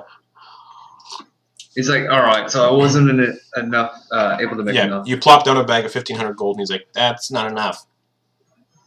Do you have a cheaper violin that's not 6,000 gold? I really like that one, but maybe a favor. Can I sell my soul to you? Are you into that? No. And he grabs another violin off the wall. This one looks like it's made from like whale bones. It's been chiseled down a little bit. This one's only 12,000, or not 12,000, 1,200. This one's only 12,000 gold. All right, you're less than. You're going in the wrong direction. Because something carved out of pure whalebone sounds like it would be more expensive. That sounds awesome. 1,200 gold pieces. 1,200. Can I mean, he test plays it for you, and instead of it sounding like nice and what like a nice violin would sound like, it sounds like haunting and eerie, almost like it's a violin like a ferryman of the souls would play, someone like working on a soul bearing ship. It sounds like something Davy Jones would play, like a really just like unearthly, soul crushing, just really eerie melody. Like all the notes sound off, but it still sounds. It's really haunting sounding. Okay, he's like, yeah, that just summed up the way I feel right now. Like, it hit me right in the feels. Right in the feels. All right, I'll pay for it. All right, And he's going to 1,200. pull up the 1,200 onto the thing. And he hands you the bone violin in a nice case. He's going to take that case, and he's going to hug it to his chest, and then leave without another word. All right. Carve some runes into it, and it'll teach you how to teleport. I was thinking of something like that. Who knows? Anyway, and you're all you're all standing outside the musician shop now, and you can hear the sound of, in the distance. You can hear the sound of kobolds screaming as a cannon gets fired off. Well, Galen? Right, yeah. So let's grab the infant and then get to the ship. All right, yeah, it's next door, basically. We'll up the street a little bit, but you can see the house. Moose will go up there. First, he's going to check one of the windows. Galen is passed out on the floor sleeping. Okay. And he looks... Is it really kidnapping if his parent is dead? He doesn't look great. He looks like he might be a little hungry now. Do the windows have do they look like they could be opened? Yeah, it looks like they could be opened pretty easily. Moose will just go over and knock on the door. No answer. Hey guys, I'm gonna see about getting inside here. Tried the handle? Yeah, it was locked before. Okay. All right. Noose is going to see if he can open the window. It opens.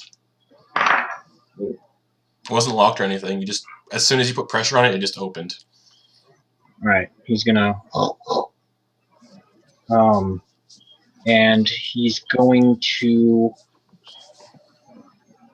go inside, disguise self as Alder. Yeah, his father. Okay. Yep. And unlock the door. All right. Door's unlocked. All right. And then Noose would like to see... He would like to see how Galen is doing. Sleeping, but it looks like he needs food. Like he's hungry, but he's sleeping. Like I would just kind of gather that that's what's up. He's 3 years old, so he's probably covered in his own excrement. All right. Hey guys, I think we might need help. Oh, by the way, this is Noose. All right, you want to pick him up? Okay. Noose will slowly pick him up. He doesn't wake up. He doesn't wake up. He's sleeping pretty heavily. Oh boy, we need to hose this guy off. Airly's like, I can do that. She sort of sprays water at him. Oh, okay, there we go. He still doesn't wake up. Poor guy. He needs food.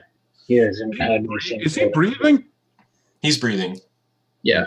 I mean, I would have done a medicine check, but He's breathing. Justin was pretty detailed with that. Oh, He yeah. was like he was hungry. So All right, I guess we just take this guy.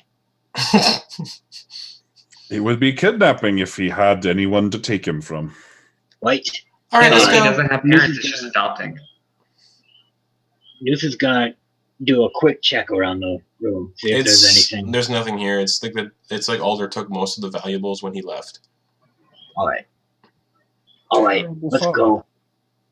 And you guys One of make you it, might need this. and because we're- Noose isn't as tall as Alder.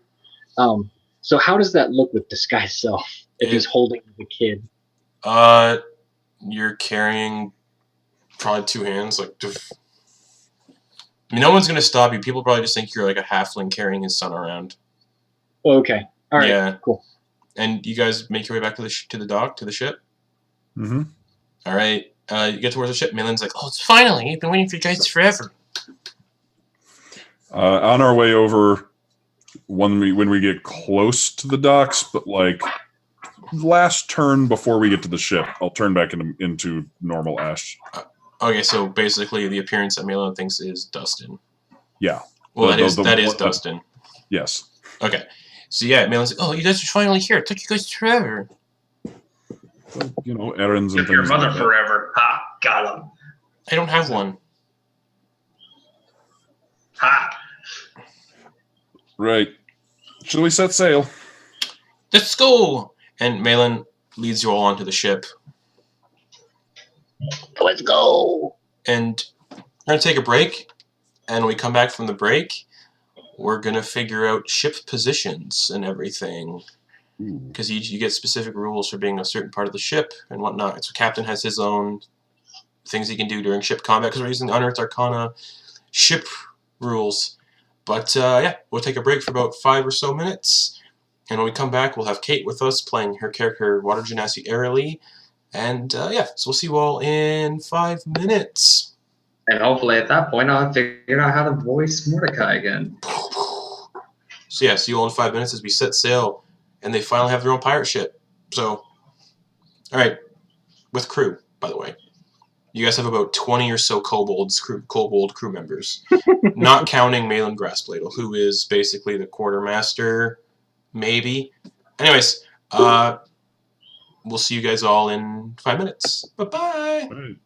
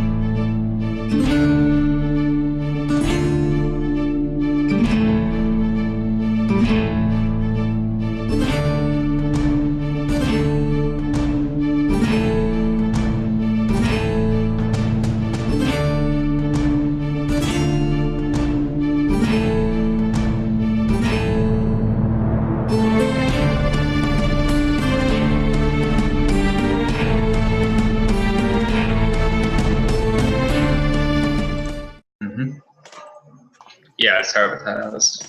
All right, everybody, we're back from our break. Everybody just got on the pirate ship, basically. So if you look in for the 4 of you, boom, boom, boom, boom. If you look in the Zoom chat, there's a handout for the Unearthed Arcana ships and sea rules. And we're basically going to go around, and since Ash is the captain, he's going to pick the position for everybody that he deems whatever position is appropriate. So when you guys get on board, you see about 20 or so kobolds running around, and they're all like doing different things, like raising the anchors, raising the sails, just doing general maintenance on the ship real quick. And as you all get on the ship, Malon looks at you, Ash, and says, "All right, so since you're the captain, I guess you're going to have to pick the roles of everybody on the ship. If you'd allow me, I would like to maintain the weapons and cannons, and, well, you know, you saw that I conjured that turret and it shot fire, so..." Yeah. So that make you the bosun then? Okay, I'll be the bosun. Was that what you were asking about? Okay. That the bosun? No, there's a question. You're the captain. No, I'm asking what you are saying. Yes. So I can make a decision based on that. Yes, I want to be the bosun. Okay, then does anyone else want to be the bosun? Seeing none. All right, you're the bosun. I dub thee Sir Bosun. Oh, cool. Thank you. And he runs down to the lower decks to start moving the gunpowder and everything around. Hopefully that's that easy for everyone. First things first, who is good at talking to people? I mean, I think I'm pretty good at talking to people. I've done a lot of performance art, like in cities and doing stuff like that. You're the one that walked in on me while I was trying to take a bath, aren't you? Did I? I don't really remember that. I think 2 hours ago. Yeah, I did that. I think that was me. I don't know, maybe. Great. So I lean over to the news. Is she good at talking to people? Oh, I think so. Great. I guess you're my first mate then.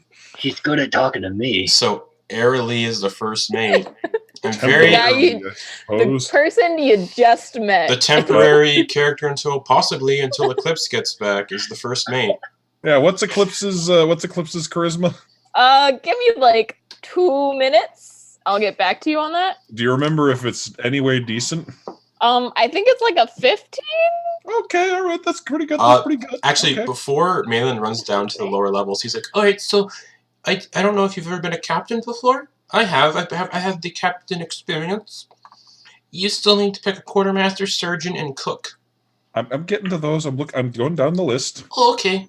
I was going in order. And he magnifies his glasses where his eyes are just bulging again. All right.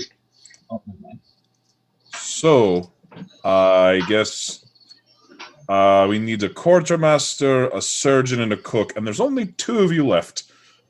I could technically be the quartermaster and the cook. Can those overlap? Can you have both of those? I mean, you could. I have the skill proficiency requirements for both of them. I'd say, yeah, he could have both, quartermaster and cook. You can only do the job one at a time, so yeah. If you're navigating hungry, navigating, we go hungry, and if you're cooking, we don't know where we're going. Well, I'm sure there's kobolds that probably help out in the ship's kitchen or something. Yeah. Do pirate ships have kitchens? Hopefully. Well, they have a galley, probably. Yeah. I've seen. This is a big ass ship, so it probably has an actual galley. Yeah, it's a sailing ship. You know, where else would Long John Silver hang out with in the ship while he's disguised? True. Yeah. Okay, so that leaves us with the surgeon.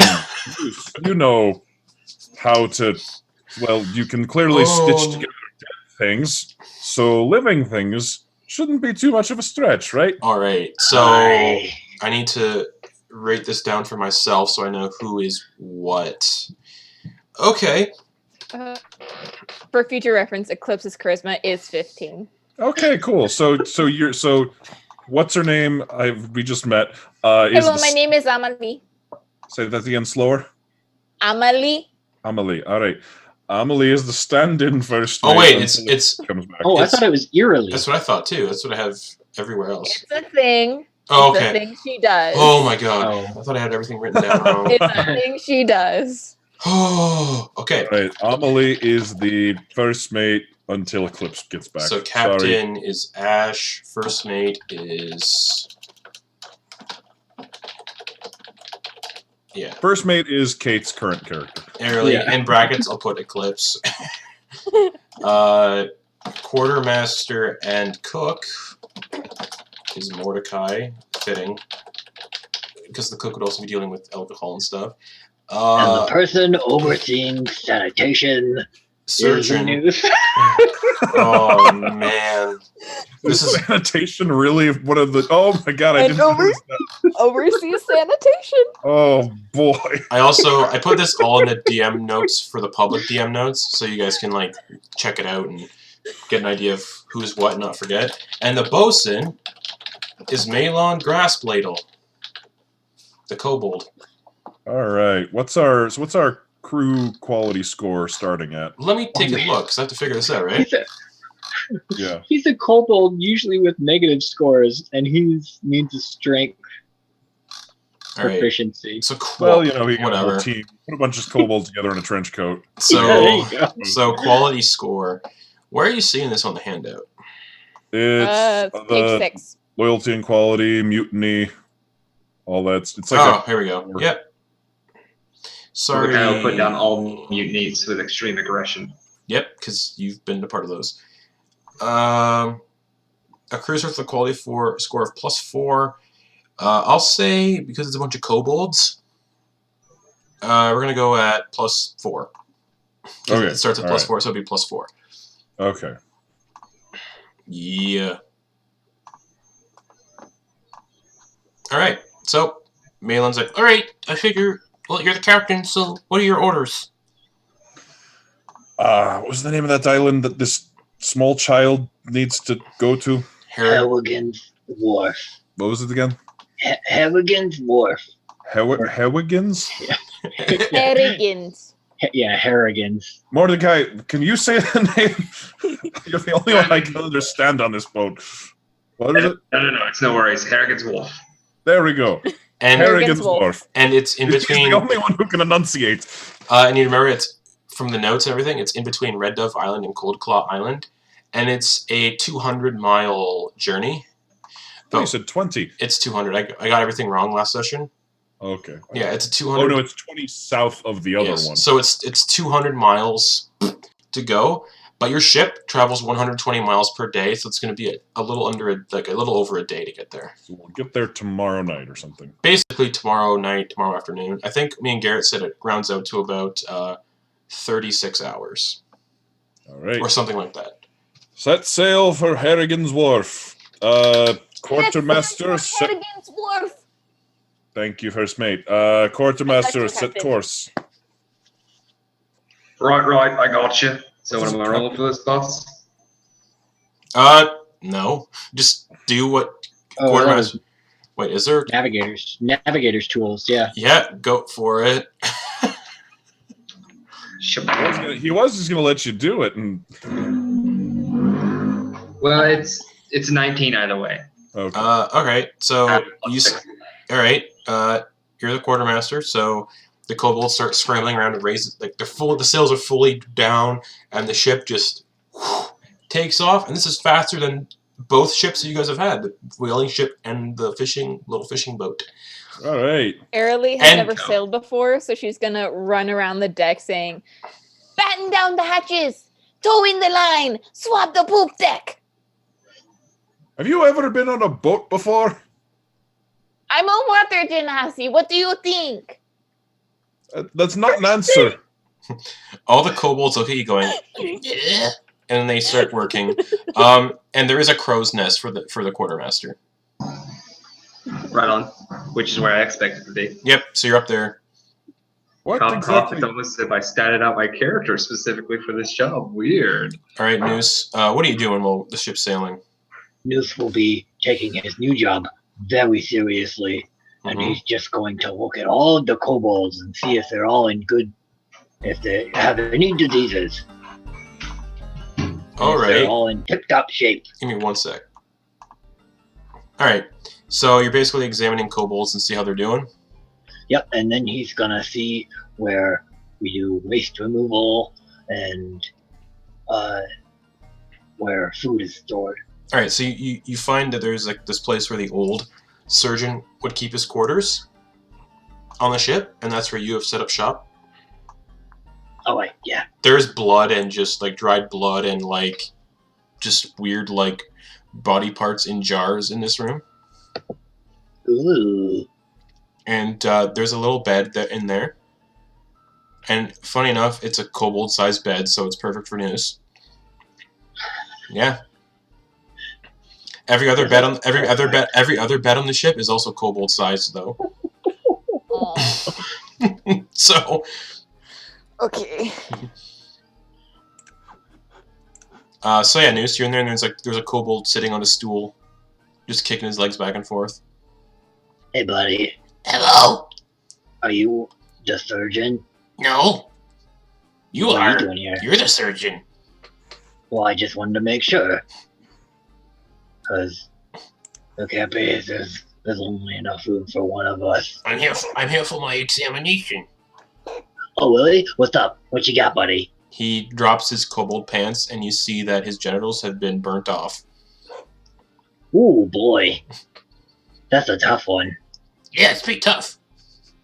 How long ago did this happen? 3 weeks ago. 2 weeks? That's a little bit. Do you have... And you can tell it's like the wound's like festered and super infected. And there's like maggots crawling around in it still. Okay, so if Noose like tries to do something here, like can he figure out what he might need to do in order to assist with that? Yeah. Medicine check, please. Okay, all right. 18. It looks like you'd have to remove all the necrotic tissue, which is most of his undercarriage. All right, buddy. Here, let me help you out. Okay. Just stay calm. Lay down right here, Okay. And he lays down. and we'll wax. Okay. And Noose will ritually cast Feign Death on him. Okay. So that makes Him appear dead or something? yeah, you touch a willing creature and put it into a cataleptic state that is indistinguishable from death for the spell's duration, or until you use an action to touch the target and dismiss the spell. Okay. The target appears dead to all outward inspection and spells used to determine the target's status. Okay. The target it's blinded and incapacitated. It has resistance to all damage. So basically stuff like he's just like, bleh. Yeah, I'm pretty much knocking him out. Yeah, alright. He's laying there and you see the maggots crawling around. All right, Noose is gonna get out his tools and get to work. Alright. Give me a medicine check again. Oh, I assume. dear. Oh, wait. Actually, what are you doing first? Like, how are you getting to work? you said that based on the last medicine check, you said that Yeah. Noose would decide that the best way to go about this was just to scrape off the necrotic tissue, clean the wound, and everything. Yeah, and cut out necrotic tissue. Yeah. Like you're like basically carving kobold groin. Yep. All right. Yep. Medicine We're check. doing Yeah, that. medicine check then. Okay. Guidance.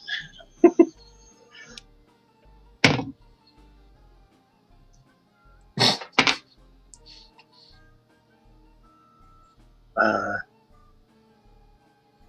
16. Oh, okay. It takes you about the better part of like 2 hours, but you cut away enough of the tissue where it's not going to be an issue. And Ooh, if it's 2 hours, he would have woken up about an hour into it. oh, really? Yeah. He wakes up, and as he wakes up with you like cutting at his genitals, everybody else on the ship just hears a kobold going, "Ah!" screaming really loud. Hey, chill out, bud. Ow! Ow! What was that? Nothing to worry about. I'm just going to go check on downstairs, and I'm gonna Easy. try to figure out where the screams was coming from. Give me I'm also figuring out what a captain does. It sounds like it's coming from a back room on the lower deck of the ship. Like the lowest deck of the ship. I'm gonna pull out my sling and put a rock in it and just get ready, start swinging it, and I'm gonna open the door slowly. All right. You see Noose. You see Noose performing surgery on a kobold who's screaming. Noose? Hey, you want to help me out? What are you doing? Hold this guy down. What? Okay. No. Wait. I'm gonna like hold down his shoulders. I think this is for the best. Definitely for the best. Look at this guy's quash. Let me roll something real quick. Natural 1, his heart gives out. Oh no! Oh no! Can I? The dying. Well, yeah, Noose is gonna spare the dying on him. Nope. Oh, Can I cast Cure Wounds? Nope, his heart gave out. It's technically he failed his saving throw, so he's already considered dead. He dead. The stress from everything killed him. Can I cast Really? Mending on his crotch? No. Okay. What are you? You'll And find Noose, out you now. sort of like gather that maybe the infection was too far gone and it weakened his heart quite a lot, and he just died from the stress. Jesus. Dead. All right, and Noose will just start chopping. Noose, what are you doing? He's gone. So Chop, Yes, chop, but- chop. Time to- time shouldn't to- he be buried? You're at the sea. yeah, sure. There'll be stuff left to bury. But we're at sea. Yeah, so you just start like hacking up kobold, and chunks of kobold are flying through the air, and the walls are getting splattered with blood.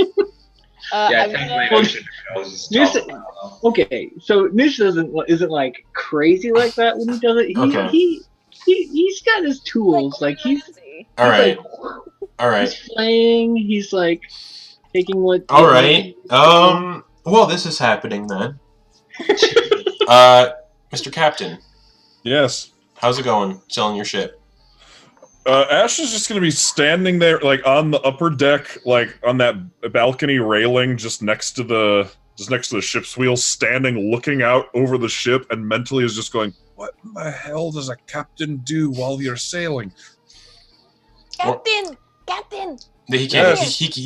He can't hear you from where you're from. Oh. I was gonna like No. run up to the door. No, okay. However,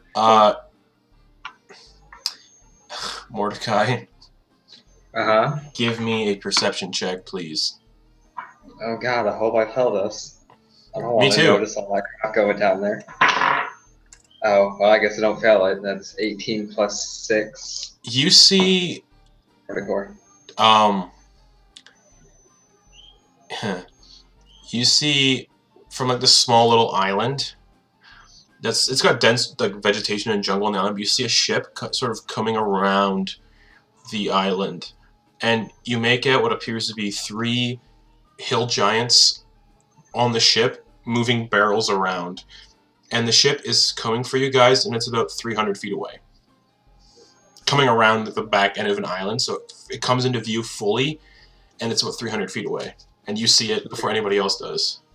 Moving barrels around? Yeah, like you can see they're picking up really big barrels from below the deck of their ship and putting it on the main deck. Yeah, I probably don't want to deal with that. Which I'm going to call down to the captain. Mhm. He's like, hey, I'm probably not going to call you captain. Hey, Ash! Hey, You want to fight a bunch of hill giants? kinda. Why'd you ask? Well, there's a bunch of hill giants on a ship moving around barrels. Don't know what's in them, but right off the which side? Port side, starboard side, I don't know directions for ships, so east side. left or right? Right. Okay, to the Starboard. east. Starboard. Yeah. So off the starboard bow, there's bow or stern. It's in front of us. So yeah. It's like front to the right. It's coming around the curve of an island. It's coming. Basically, it's gonna be heading straight for you. Okay. It's gonna be heading straight towards us. We could either turn away from it and ignore this fight, or we could do our first act of piracy and rob a bunch of giants. All right, piracy it is. Battle positions, everyone. Let's go. Noose and Aralee, you guys don't hear this from down below, but you see one of the kobolds come running down, and like he sees you, Noose. The door's still open. He sees you cutting up one of his friends, and he's just like, Yeah, Quatch what? Oh, that makes sense. Yeah, that's what you get. Quite common with us lately. Noose and Aralee, we have a ship coming at us, so everyone's got to take their positions and fight, because another ship's attacking us. and he runs up the stairs. Away to fight! What? This makes me so happy. I thought you were honestly gonna be like, yeah, no, let's not fight that, but And as you guys see, Well, they didn't give any details. you see Malin Grassblade, like fully, like his goggles are fully zoomed in, and he's just like, yeah, and he's loading the cannons with one cannonball each. Just 2 cannons on top of the top deck of the ship, and he's loading them with cannonballs. Right, And then- I'll go stand by one in the back since I'll be giving that one orders to fire at will. And he snaps his fingers and he summons his arcane turret that shoots fire. Cool. I guess I'm gonna go upstairs and try to find Ash. Battle positions, everyone. Let's get ready to ruin some giant's day. Oh man, this is gonna be so Captain? fun. Hey. So, question, first- Captain, are we taking them alive or dead?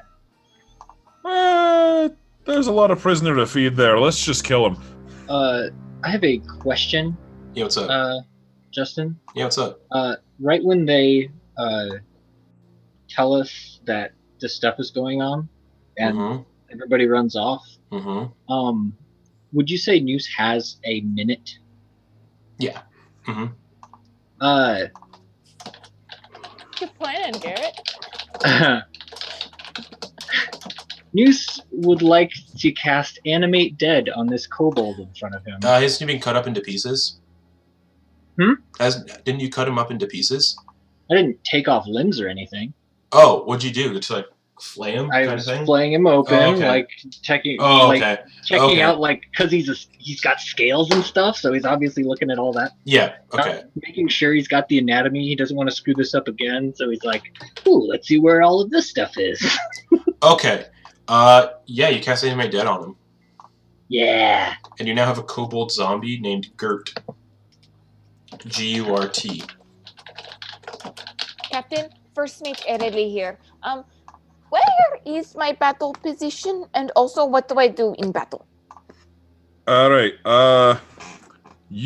Let's see, because it's all right. I'm looking at it. So for Yeah. combat, we have special officer actions. So the captain, the first mate, and the bosun can either call for full speed ahead or fire at will. I'm guessing these are going to get expanded into Ghost of Saltmarsh. I believe it will. Yeah, because so either we can call for, so one of us can stand at one of the 2 weapons. I think our bosun is already standing at the front cannon. Yep, he's there So- getting ready to fire it. So he can do the fire at will action on that one, and I can do the fire at will action on this one. So I guess you can stand by the steering person and call for full speed ahead to increase our speed. Okay, cool. Cool. Okay, yes, sir. And I'm gonna run up to the wheel. All right. Okay, 1 second. I am just getting everyone set up because I'm gonna have y'all roll for initiative in 1 second. Well, do we all roll for? How does this work? Do we all roll for initiative, or is it just the ship roll? You for roll. initiative? You all roll for initiative still. The ship has its own separate initiative. Oh. Yeah. Cool.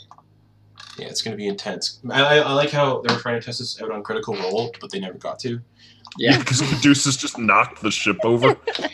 I'm not a high enough level to do that. Otherwise, I could. All right, so everybody roll initiative. Don't tell me what you got because we're just gonna do like a 25 to 20 thing. Right. Okay. I gotta pull up Malon's character sheet too. Do we want that ship? Uh, 'Cause I had an idea. like a stealth Your, check your ship, onto the your ship. ship, your. Well, don't tell me that now. Say that for your turn, man.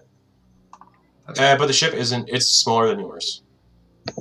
It's only crewed by That's two. more It's crewed by 2 hill giants, and from what you can see, from right now, you only see 2 hill giants and a bugbear steering it.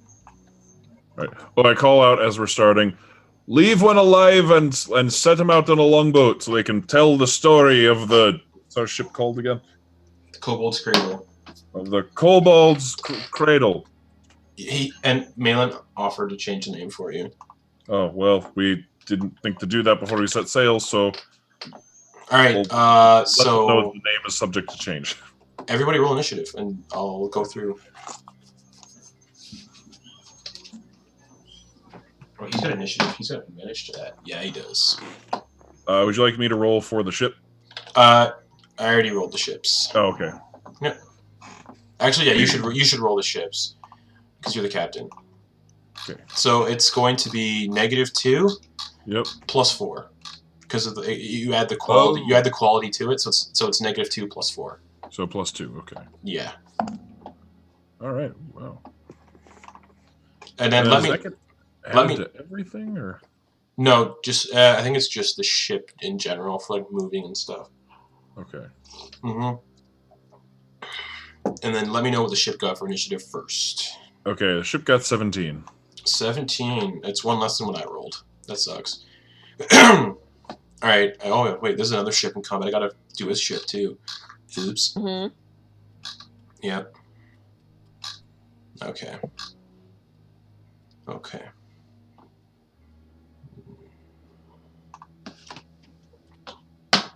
Oh, not great.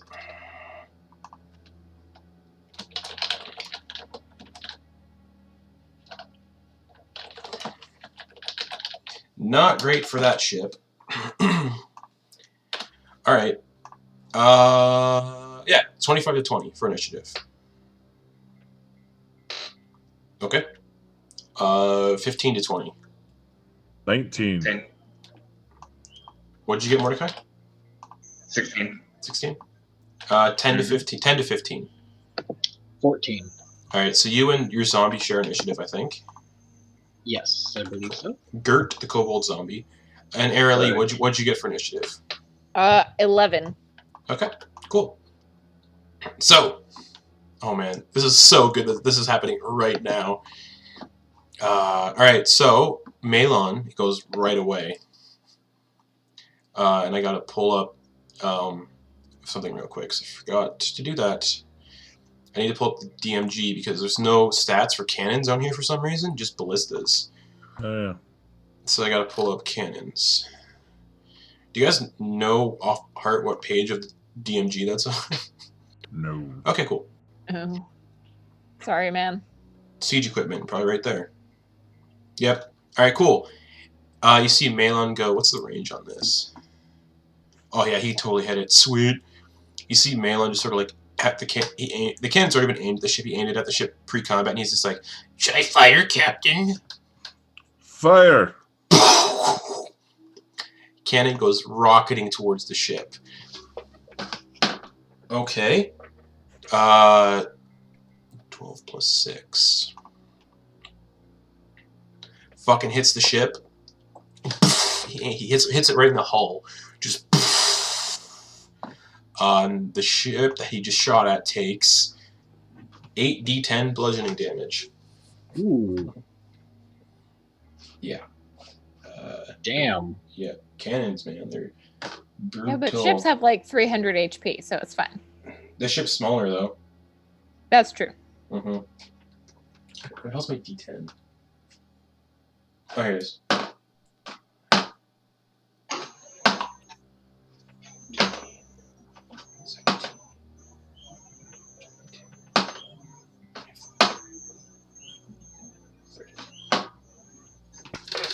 All right.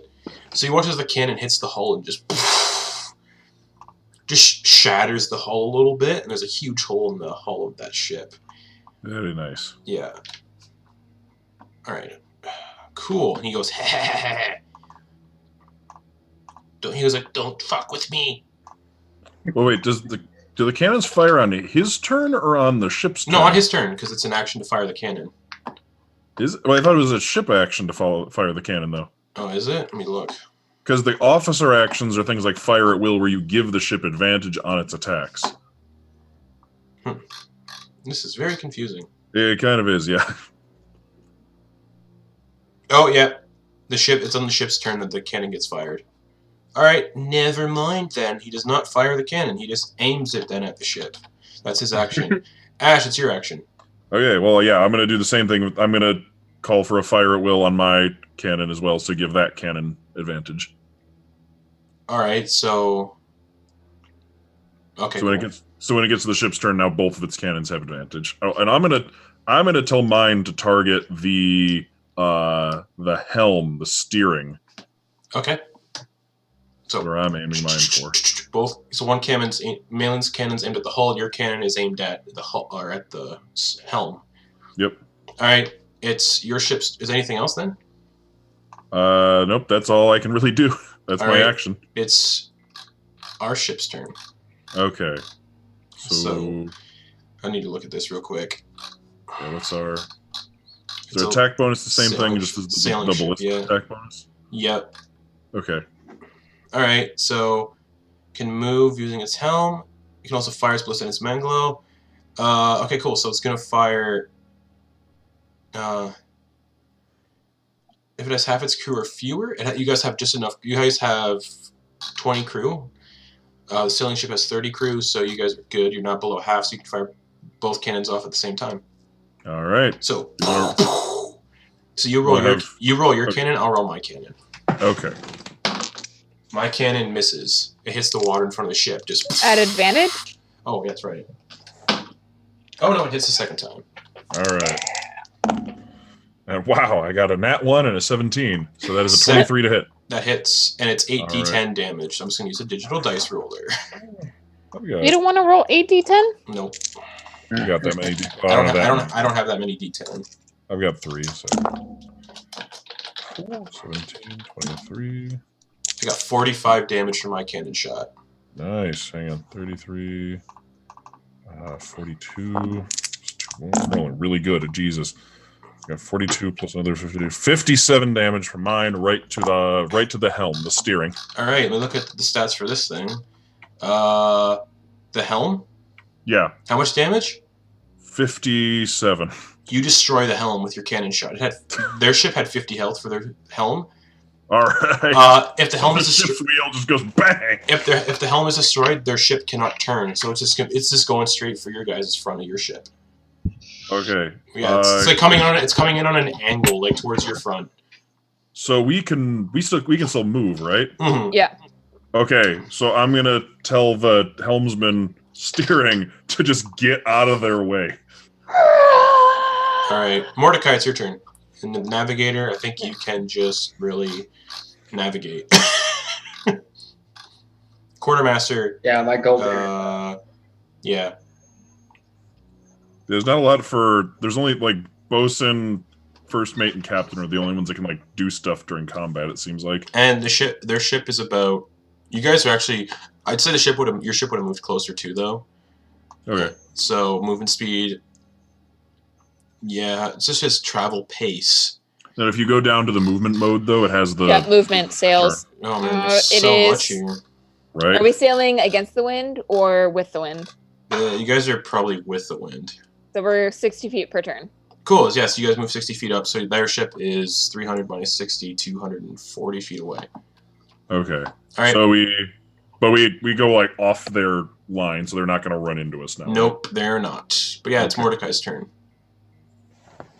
All right. So, as a quartermaster, I don't have any combat roles. Yeah. Are they close enough to board?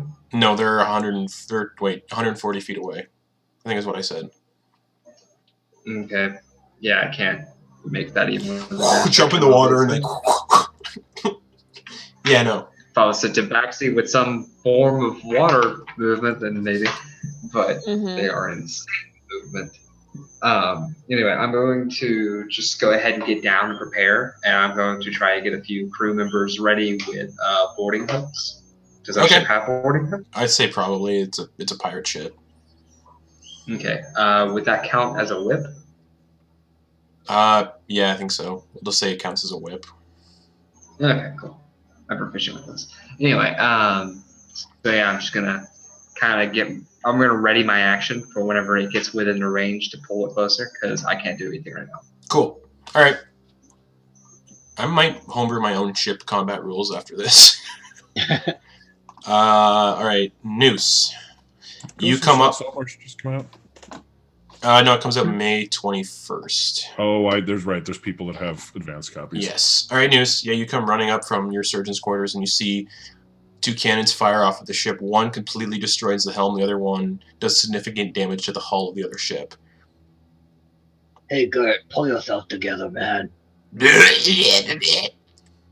All right. A couple of his crotch maggots hit the deck. Mordecai looks intensely repulsed. Reminded from a line from Book of Mormon. When we make contact, Muse is just going to do this mentally, a mental command as a bonus action. Yep. When we make contact, board the ship, kill anything that yeah, that's right. Kill the big guys. All the kobolds are like looking at you like, why do you have a kobold zombie? Hello. And then for his action, he will invoke duplicity. Yep. And have it up above deck while he kind of creeps down, like just on the stairway or however the steps are. Okay, and that's your turn. Yeah. Okay. It's Gert. It doesn't cause a plague. Gert. He's just holding his action, kind of thing. Yeah. Well, he's gonna kind of move so that on his next turn he can. Oh fuck. Move to the ship. Yep. If needed. All right. Cool beans. All right. You guys see one of the giants on the boat? Hold on. I forgot to add in their health for the encounter. All right. One of the giants, you see it picks up one of these barrels. From this distance, I'd say no, you actually probably wouldn't see what's inside the barrel. It's going to take the barrel and it's going to throw it. So replacing... Now, fuck that. That'd be way too broken if it threw the barrel. It's just going to pick up, like, this bunch of, like, random debris it has stored underneath the boat. It's going to pick up, like, an anchor. And it's going to just take this anchor, it's going to throw it at your ship. Replacing the rock with an anchor. So that's a ranged attack. He's going to throw the rock at... Who can you see? On the deck of the ship. Well... they're giants. They're not smart. Okay, so there's... I'll say it's going to roll a d6. It's going to aim at the guy who shot the cannon. It's going to aim at Malon with this anchor. Is the anchor outside the range, or is that in the disadvantage range increment for the rock? Or nope. No? 240 feet is max range. Oh, and it doesn't have the, like, slash? It has a slash. 60 minimum, 240 maximum.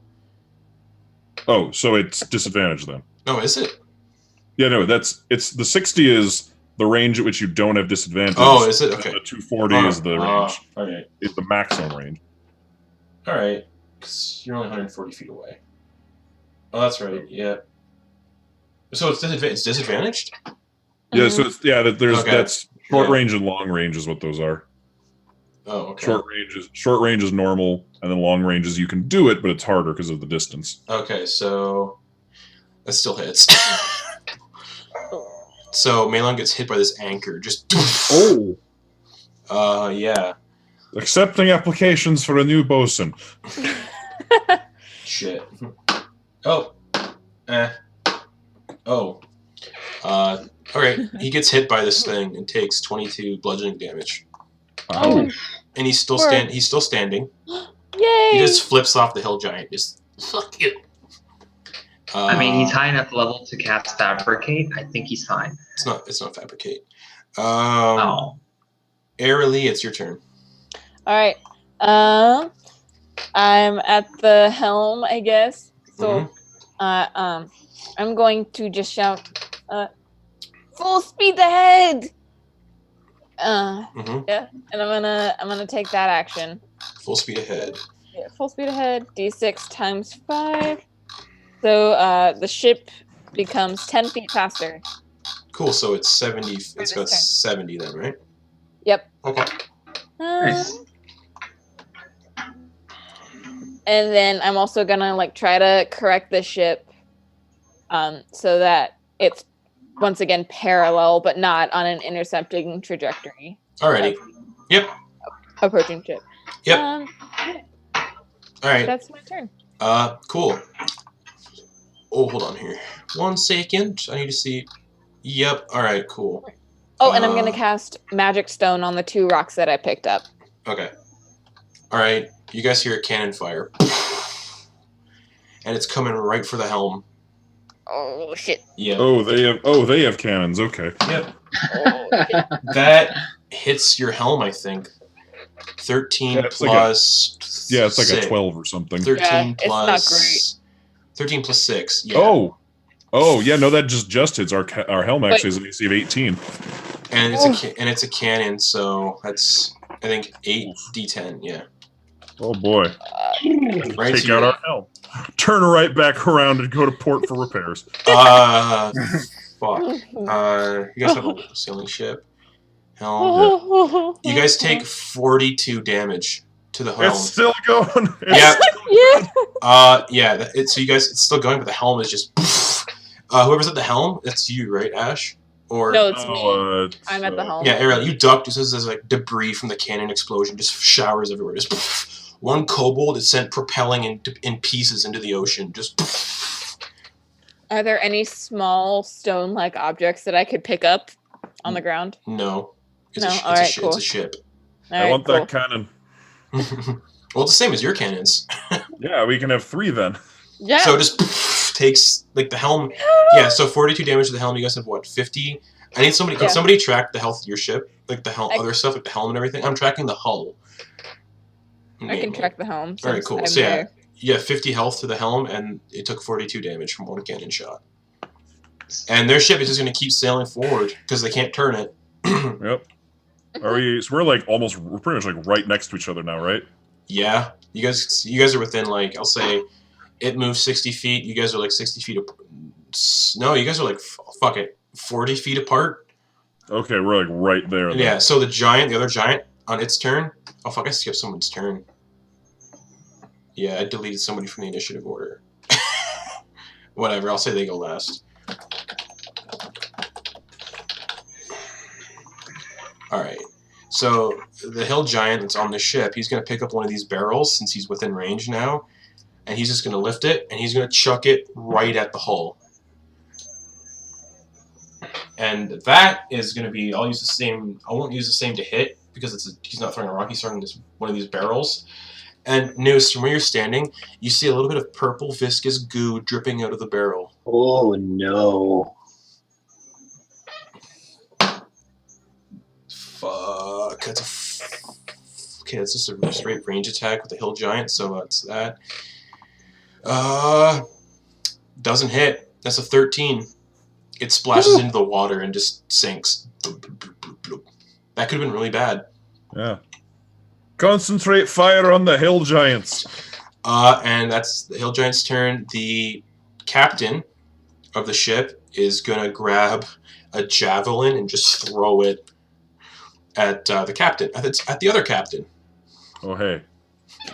With disadvantage because I think it's out of range. I was slightly hoping he was throwing it at me so I could just pull off a bad monk moment. An 11. 11. Hey. And you see this bugbear with like a bandana wrapped around his head. He's got an eye patch. He's wearing like piratey clothes. All right. He's got like little like flowers and like perfume bottles tied into his beard. All right. All right. And with Does he have that, a hat? no, just a bandana. Damn, I want a hat. Fuck it. He's got a pirate hat on I want it. with like Pull that hat. with like the skull and crossbones on it. All that hat. That hat's anyone. The kobold that brings me that hat is getting the raise. Okay. Malon's turn. He's gonna. First place? Malon is gonna pick up his. He's gonna take a hand axe out of his pouch. He's gonna flip it, and he's just gonna. No, he's not. That would be dumb. He is going to look over at the cat. He's gonna look at Mordecai, actually. I think. No, he's not. I'm thinking it would be funny for him to do. All right, yeah, he's gonna aim at one of the barrels sitting beside the giant. Because you guys watch as the hill giant's picking up another barrel, and Malon is gonna aim at the barrel and cast Scorching Ray on it. Ooh. Just 3 rays of fire. Oh, 3. He's gonna throw one at the hill giant picking up the barrel. He's gonna throw one at the giant that just like tried throwing a barrel, and then he's gonna throw another one at the pirate captain. So ranged spell attack for each. Okay. Oh, that misses the giant with the barrel. That's a natural 20 on the captain. Oh, okay. So that's 2d6. For my natural 20 rules, that's 12. Rolled on top, so fuck, almost max. So that's okay. Hold on, my math is terrible. So the pirate captain takes 23 points of fire damage. Ooh. Yeah, and he is knocked unconscious, screaming like he's on the ground, like just cooking, like. And then the hill giant with the barrel. Oh, fuck, another natural 20. Damn. Alright, cool. Alright. That hill giant is peppered by the fire. And it needs to make a dexterity saving throw to see if it doesn't drop the barrel. Because if it drops the barrel, that's going to be bad. Doesn't drop the barrel. Alright. And then that was his action. All right, Ash, it's your turn. All right. If I move along the deck of our ship with a 40-foot speed, can I get the 2 hill giants in a line with each other? No. Are they? They're both standing like side to side on the deck of their ship. Yeah. Okay. Yeah, this is still probably the best I've got. The one that just got exploded, or the barrel didn't explode, No, right? he caught the barrel just before it fell. Did he catch it like low, or is he holding it up high? He's catching it like crotch level. Okay, I want to take a look at that one, and I would like to flip my trident in my hand, point it right at the barrel, and cast lightning bolt through the barrel and him. Okay. Is there a saving throw for that? Dexterity saving throw. Okay. DC. Let me look up the item. Right it got here. a 9. Or a 10. Probably failed. It doesn't say actually what I use for the saving throws for this, but the saving throw for the normal lightning damage is 17. I don't know if that's what it would be for lightning bolt too. I think it's just a first level lightning bolt. Right, but it's the saving throw is based on the spellcaster's like modifiers, but I'm not. Oh shit. So like, there's a save for the normal lightning damage. I don't know if it's just the same save. Let's just say it's the same save DC. Okay, so yeah, definitely failed it. Cool. So and then the barrel's gonna get hit by that. Perfect. So right crotch level. Yeah, what's the damage for the lightning bolt on him? What is the damage for lightning bolt? And you're just casting it on him, right? Yeah, well, yeah, Okay. just straight. Yeah, I was aiming for trying to hit the barrel. 8d6 lightning damage. Mm-hmm. All right, so let me start rolling. Oh fuck! I said you guys are what, like 30 feet away from their ship? 40. 40. 40? Still Yeah. within range. Okay, cool. How big is this explosion? Okay. 10, If you destroy the rest of her hull, 26. Wow, 6. Okay, 32 lightning damage. Cool. He just dropped down to 50 hit points, and the barrel detonates. Just you guys all watch as the barrel detonates. It's a purple explosion, just and it's almost like wildfire from Game of Thrones, but purple. And as it detonates, you guys hear rumbling beneath the deck of their ship as other barrels start to. Oh no! Ash, you're not getting that hit. I don't. Bang. So there were oh fuck, there were 4 barrels still under the deck, and each barrel has an explosion radius of 40. So we're just in range. Just outside the range, then, right? you're just within range. We're Well, just if we're 40 feet away, It's got distance between us. it's got a 40-foot radius explosion though. Yeah. So if we're 40 feet away, we're just at the Yeah. edge of the. Yeah, so I'll say you guys might get like singed and burnt a little Okay. bit, but no damage. Like it stops like here, Just- basically. Oh. So you guys watch as their entire ship just starts blowing up. Okay, so the barrels do that much damage, so I need to times that by. Okay, so I said with how many? I said there. So it's 5 barrels. Yep. Yeah. Okay, hold on. Damn it, Ash! What did you do?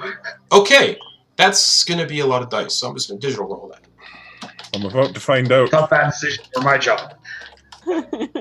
Oh fuck. Okay, that's 223 points of damage. All barrels detonate. So you watch as their ship just goes, and is just eradicated. So everything in that radius takes 223 points of damage. So both hill giants dead. Bugbear captain dead. Their boat destroyed. And I need everybody that's in range of this, well, sort of just within range. Fuck it. Everybody give me dexterity saving throws to see if you get like just thrown back. Debris and stuff. Yeah. Shockwave. Ooh. That's a 6. Okay. That's a nat one. All right. So those of you who, what'd you get, Noose? 19. 19. Mordecai. 25.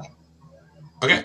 And yeah, so Ash, Airly, and Malon, you guys are all fucking thrown back like 10 feet. Just, and I'll say from the blast wave and all the debris flying through the air, Ash, Airly, and Malon each take 6 points of bludgeoning damage. That's fair. That's totally fair. Malon is at 6 hit points. Oh. He had 34. Yeah, he's a 6th level artificer. Mm. And you guys just sort of watch as this. Yep. That ship is decimated, like wildfire. Just, and you guys see these purple flames sitting on top of the water, not on anything, just burning on top of the water, not going out. Almost like this fire cannot be extinguished by water, and it's just burning, and there's nothing left of the ship. Maybe there's hunks of debris floating in the water, but any organic matter has been vaporized. And you guys are just standing there, just like, and yeah, Ash, Airly, you guys get up. Oh, that's why I'm the captain. All right, that was fun. I check the water. Do I see the hat the bugbear was wearing floating on top? No, it's been vaporized. Okay, and- then in that case, I'm going to minor illusion the hat in my hands. All right. Oh, Can I see if I notice this? Well, you guys are all within range, yeah, so give me a perception check, Mordecai. Oh, never mind. That's a 6 Nope. total. You do not. You kind of like get like distracted by the smell of like burning, just death in the water. Burning everything. Captain, Aye.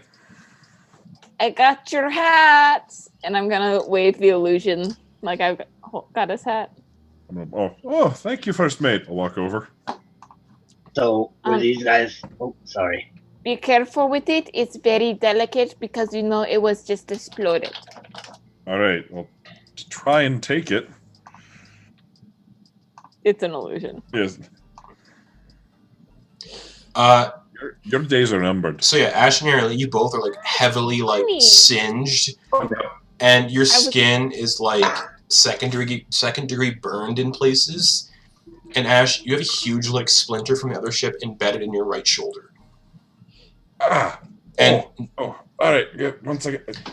Noose, give me just a standard. You know what? Give me a standard. Just give me insight. Okay. Ooh, that's nice. 22. You put 2 and 2 together. That same that weird like purple liquid you saw drip out of the barrel is the same viscosity and whatever it is, it's inside that vial you have. The same liquid. And that was a barrel. Now that's what. Well, you guys all think that's what 1 or 2 barrels did to a ship. But there is 4 barrels underneath, and yeah. Yeah, but yeah. Hey guys. Yeah. Mordecai's all excited. He's like, I want some of that. Well, Captain, here, let me help you. And I'm going to do a first level cure wounds on you. Well, No, do it. Look at that one. I point over at our bosun who is dying. I'll let the surgeon deal with him. No, he's fine. He's fine. No, I'm fine. Let me just toss that Okay, in the ocean. fine. Yeah. Muso go over and use his healing kit on Malin. Okay. And I believe that is a D8, D6. Cool. And since he is Oh fuck. 6th level, that means he has 6. Okay. Right? Wait. Yeah. He has 6 hit dice. He has So that 6 hit means- dice. And he heals 13 hit points. Fantastic. I totally didn't think about this. The cannon shot should have definitely detonated those barrels. Didn't think about it. Yeah, Malin stands up and goes, "Thank you." Hey, you're welcome. And he So, Mordecai's gonna approach. okay. I'll do what Ash was gonna do first, and we'll go to you, Mordecai. no, I was just gonna say. So probably that's what happens when you try carting around barrels of whatever that was on your ship. I think it was an explosive. News pulls out a vial. Hey guys. Okay, so we're not going to get barrels of that stuff, but you should keep that away from fire. Yeah. Looks pretty awesome. Where did you get that? We got it down in this temple, and there was like a bunch of acid and a weird lab, and then a torture chamber, big spiders, a lot of stuff. Sounds very exciting and dangerous. Yep. Certainly one of those, at least. Malin's gonna waddle over and he's like, "Do you mind if I inspect what's in it? I can probably learn how to make it." Really? That would be very helpful. Here. Just don't blow yourself up, okay? You hand him the vial, and he fake juggles it in his hands a little bit, like he's gonna drop it, going, "Oh no, oh no!" And he walks back below deck. I think I made a bad decision. I'm gonna go up to the helm and start casting mending. Yep. All right. Mordecai, what were you gonna do? Oh yeah, Mordecai's gonna approach the captain's like, alright, so I'm not gonna tell you how to do your job, but normally pirating gets some sort of reward out of what we do. We just do is kind of wanton murder, which I'm not against, mind you, but there's nothing quite left of the ship anymore. Okay, I appreciate the feedback. I will counter with one. I would call it self-defense, to be fair. They were attacking us first. They were approaching us threateningly. I would say it was preemptive self-defense. Well, the one did throw an anchor. Yeah. See, After we shot at them. True. No, that was before we shot. I thought. Oh no, No, it was after. I stand by my preemptive self-defense. Second thing, Alright, I'm just saying. I didn't know the barrel would blow up that big. I will now know that for the future. Yeah, I mean, also there's nobody to live to tell the tale about piracy, and now nobody's going to believe we just blew up a bunch of hill giants, which we probably did the world a favor. Still. Probably the crew will remember. But, oh yes, it was a first attempt trial run. We'll do better next time. And you only lost one kobold that got hit directly by a cannonball. Yeah, it was pretty good.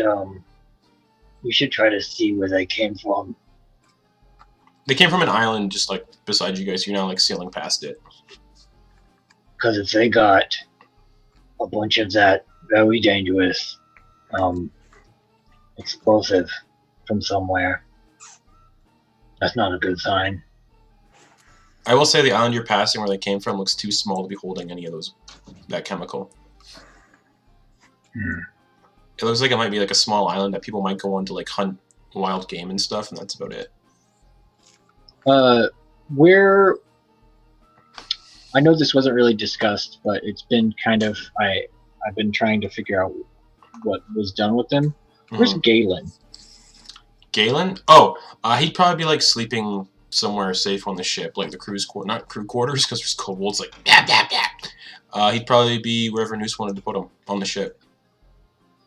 Yeah, he's probably just had him right in the surgeon's room. Okay, yeah, he's on his bed. So I while he was working. assume Noose is gonna like run down and check on him. Yeah. Because there was like open warfare. Yeah.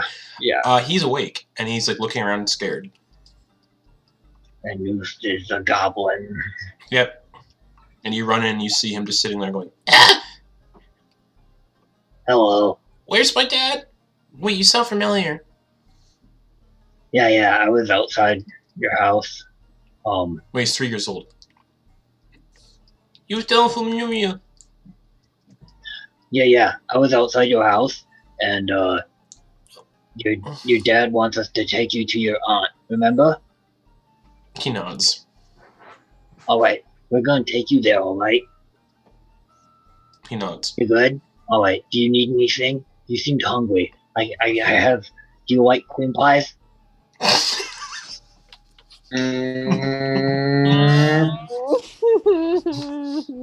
Here. And Noose will go bloop and make one of those pies And just give it to him. He just immediately just like eating it. There you go. That's right. If you need anything else, come find me. Okay. Okay. All right. You know how bad it would have been if he got killed in the ship combat? Yeah. Oh, that poor kid. Yeah. If a cannon like hit What a guy cry. if a cannon hit the hull, wouldn't have been a good chance that it would have like went in it. Oh man, so bad. But yeah. Yeah. Cool. You give him the pie, and he starts eating it with his hands, just throwing and he's eating it messily, so pie is like flinging everywhere. Perfect. This is exactly what Noose wants to So see. that's 2 charges. Yep. All right. And then, are you gonna stay in there with him, or are you gonna go somewhere else on the ship?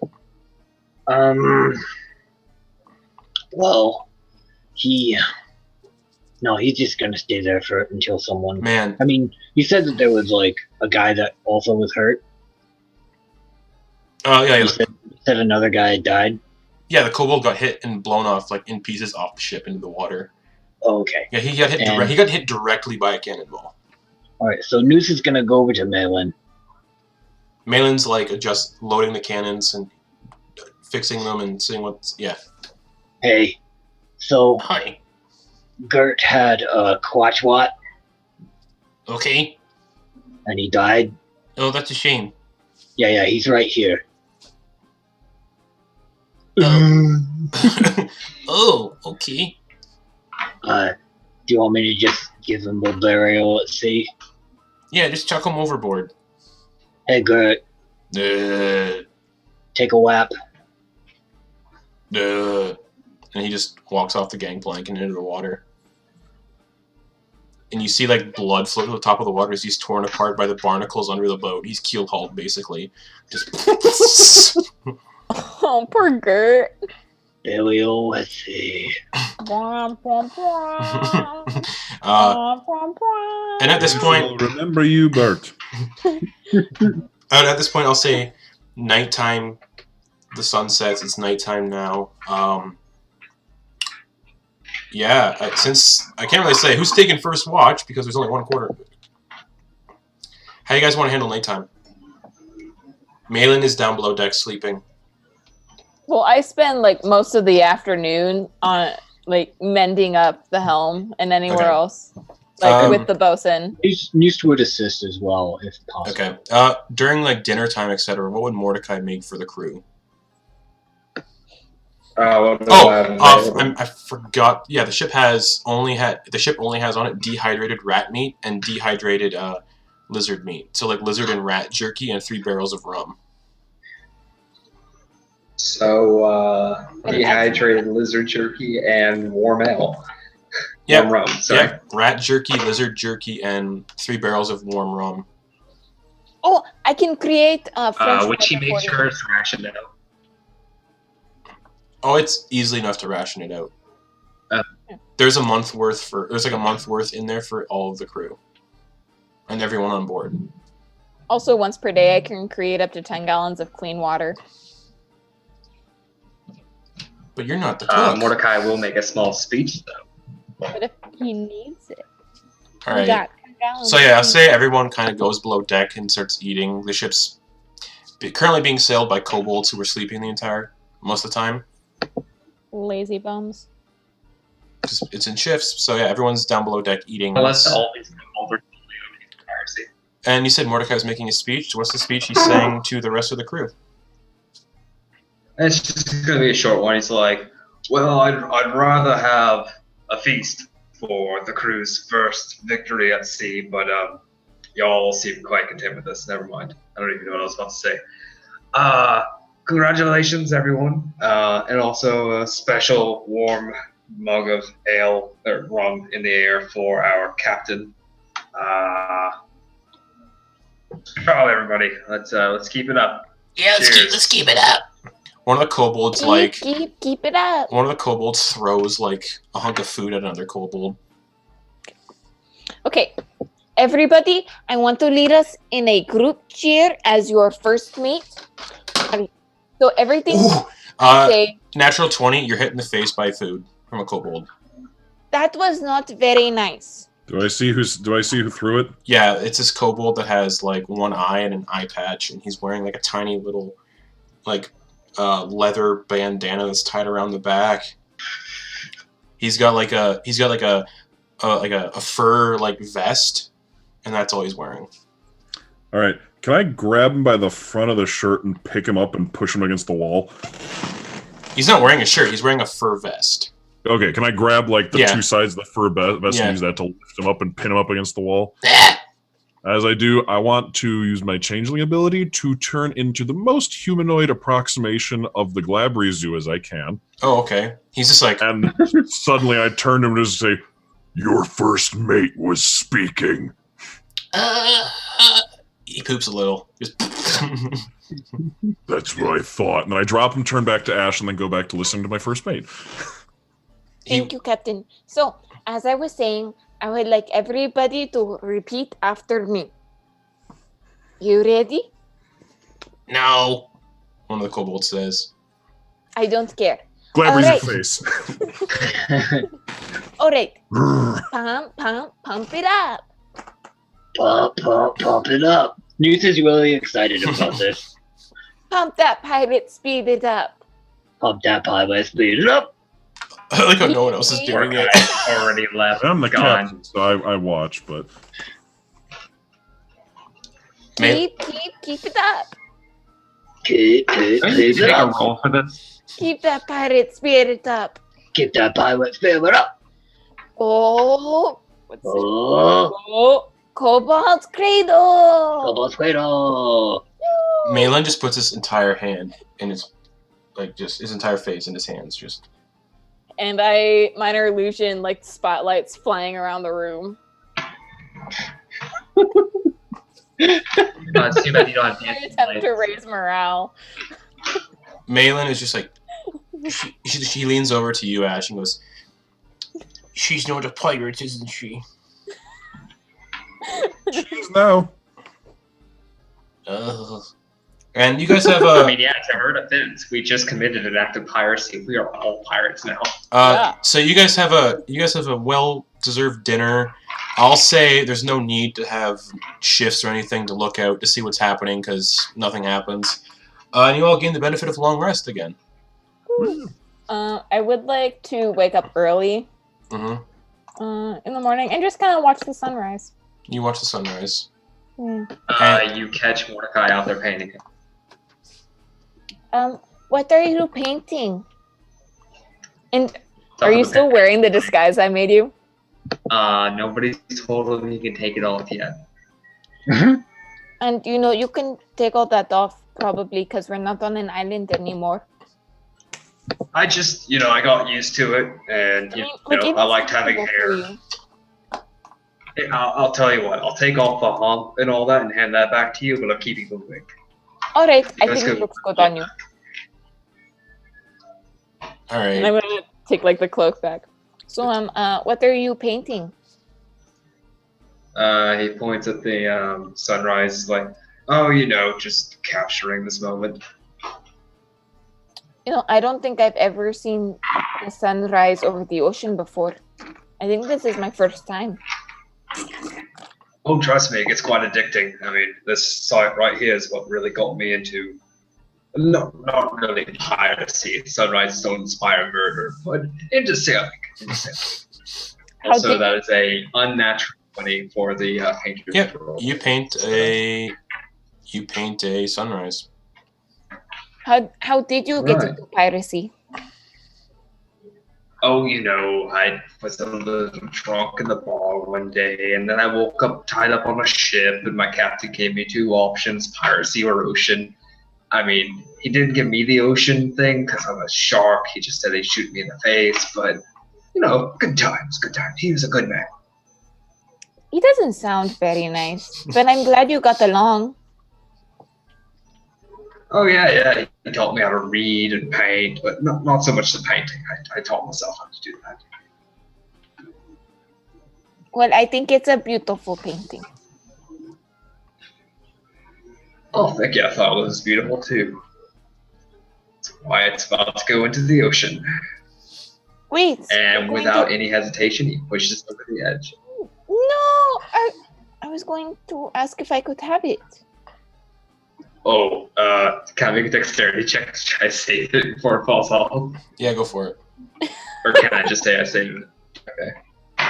Oh, shit, I'm a monk, so that's like a 22. Anyway, yeah, you catch it. So, alright.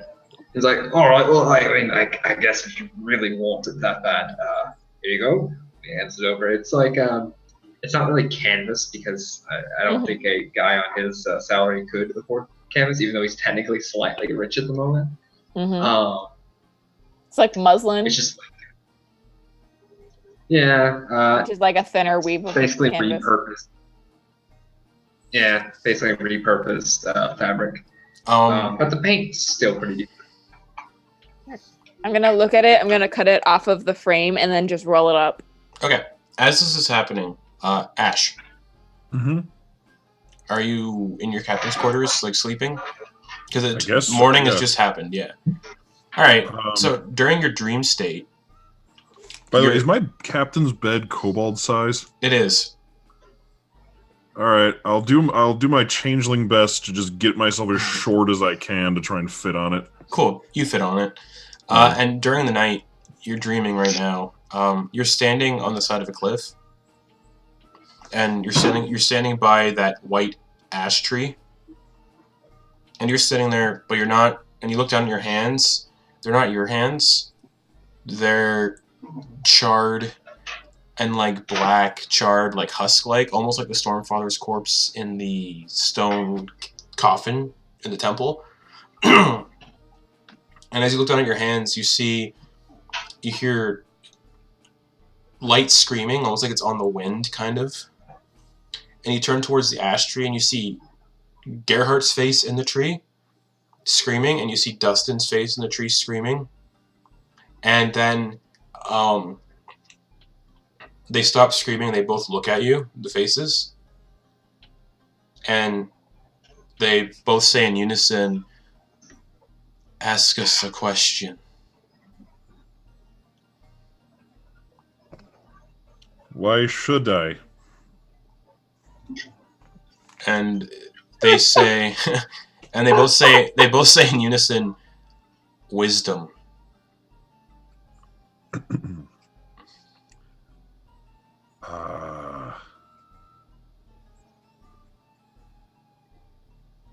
Ask us a question.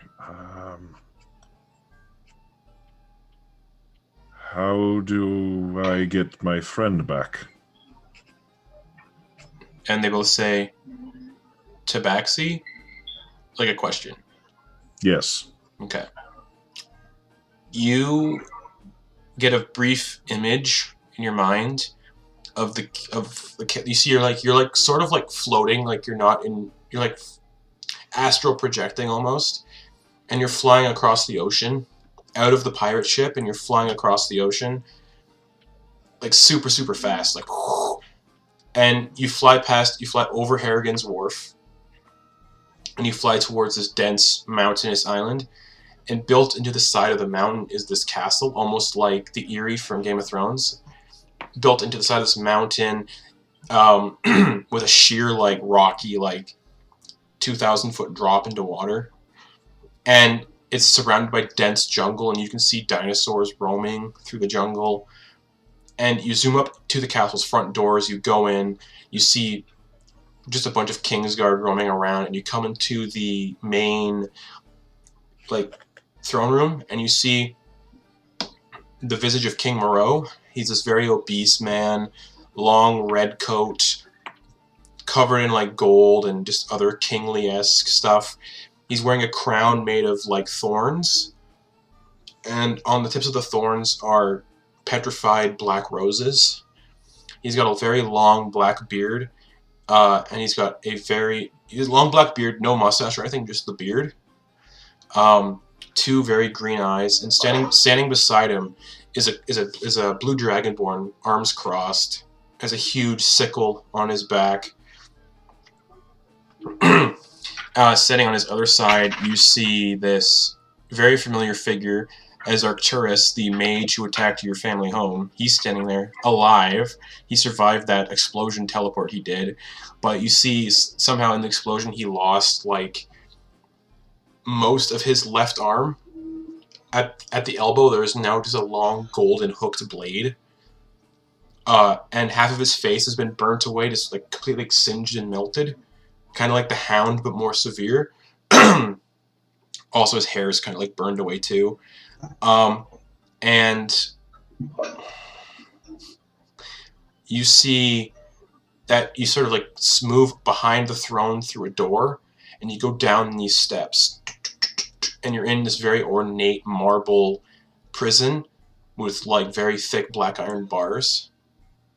And you see Eclipse in a cell, and she isn't chained up or anything, and you see her eyes are glowing blue a little bit, like the irises are glowing blue.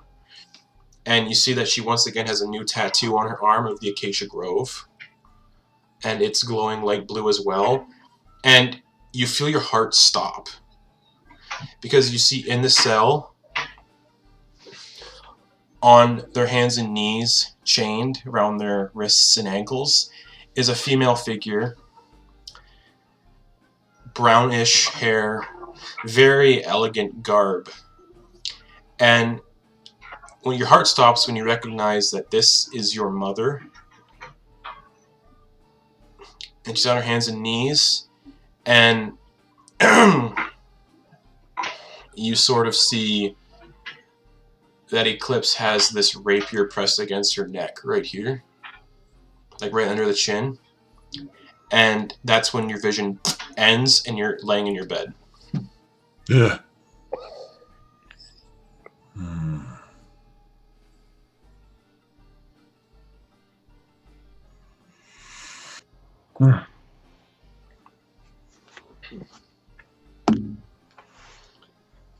That was a bad dream. All right. Time to start the day. All right. I'll get up out of bed and get dressed and go. All right. I'll grow back up to my normal size. All and right. go out of. As you pass a mirror, you look, when you grow up to normal size, your body is just completely charred. Like it was the day you noticed this happened to you. Does it hurt? No. If I look down at my hands, do they look the same? Yep. Like, poke it. As soon as you poke it, you revert back to your normal, like, ash visage. And in your head, you hear, find, seek, destroy. I do not like that. They're going to pretend that didn't happen. Okay. I'm going to go back out onto the deck. All right. As you go onto the top of the deck, you see the ship is At this point in time, the ship is just pulling into the docks of Harrigan's Wharf. Okay. I'm kind And- of standing at the helm. So Harrigan's Watching. Wharf is this massive sort of island made out of interconnected docks. There's no like beach or anything. It's just a bunch of docks built on top of each other that sits in the middle of the ocean, in between Red Dove Island and Cold Claw Island. If you're looking at the map on Roll20, it's in between, right smack between those two islands, and it is just a bunch of interconnected docks, loads of fishermen walking around, and you're really the only big ship that's been set up here. Most of the stuff are like small little fishing vessels, and there are people like currently helping you guys like drop the gangplank, and basically sailors and everyone are helping on the docks, like getting the ship tied off so it doesn't like float away. So we're not going to tell them that we are pirates? Just want to make that clear. Yes. Someone on the dock's like, pirates?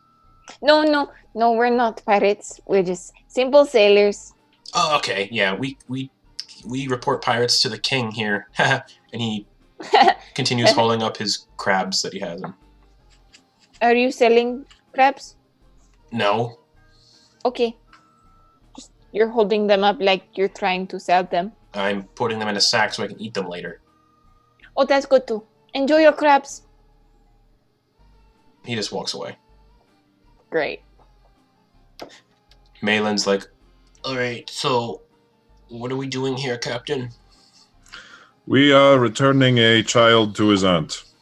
Oh. Okay. Noose should Noose. He's down in the surgeon's quarters. And Kobold, someone find me Noose. he, Malin runs down. Oh, I had meant any of the other one. All right. he was just sleeping at kind of the foot of the bed where the Okay. kid was. On the surgeon's door. Hey, what's up? We're here at Harrigan's Wharf. Hey, Galen, Yeah. you want to go see your aunt? Yeah, she's the mayor. Oh, really? Yeah.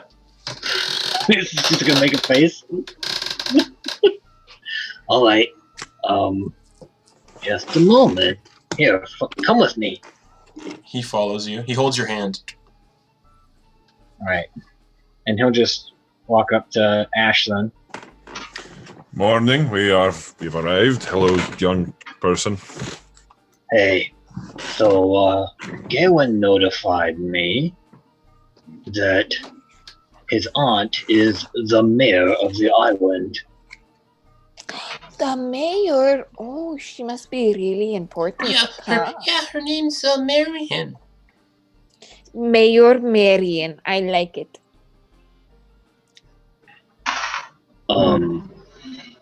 So, Noose is just gonna cast disguise self, just be two stone. Okay. Galen's like, hello. Where'd my friend go? He's alright. His name is Two Stone. Oh, I'm Galen. Hello. Nice to meet you again. Hey, so, you ready to go? he nods. Alright, let's go. And he basically leads you to where Marion's house is. I'm gonna go with them, just as like maybe talking support. Okay. Anybody else following? Or Oh yeah. I'll stay with the ship. Malin stays with the ship as well to maintain the cannons and stuff. Mordecai is going to go secure some supplies that aren't dried Sure. animals. Yep, it's basically a fishing port, so you can do that. Alright, so you guys make your way eventually to Marion's house, and you see it's one of the bigger houses built onto the docks here. And Galen's like, okay, he knocks on the door, and the door opens, and you see this very tall woman, about 6'3".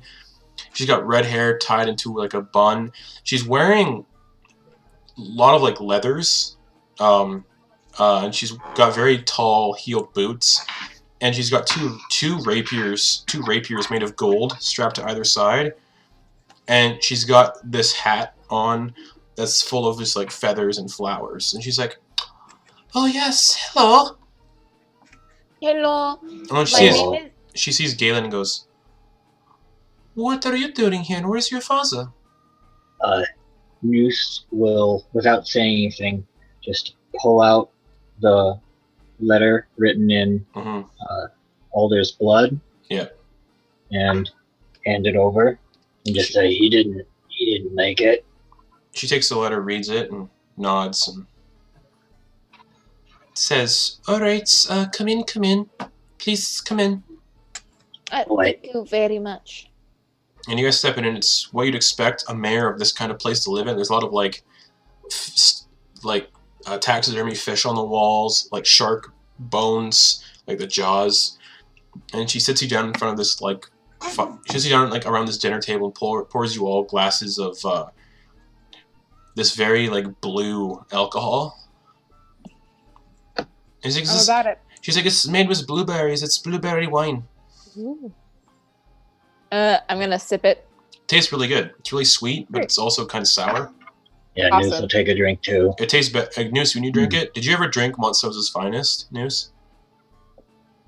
He did. He spit some in his wineskin. This tastes before surprisingly way better. Ooh.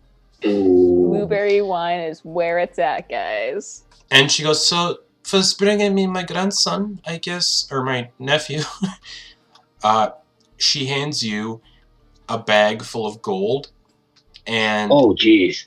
And she says, "Also, is yours?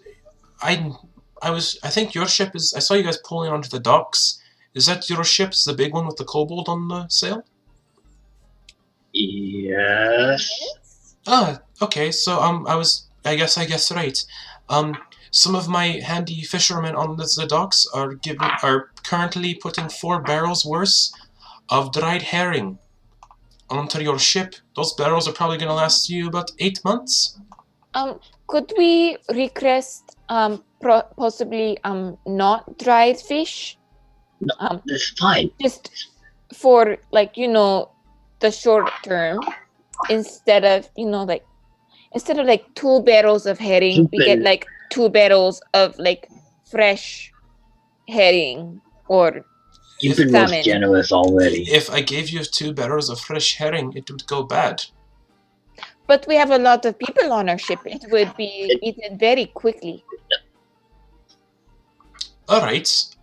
He watches her eyes kind of go into the back of her head and they glow green for like 2 seconds and then roll back. He's like, "All right, they will be putting 1 barrel full of fresh crab and another barrel of fresh halibut onto the ship."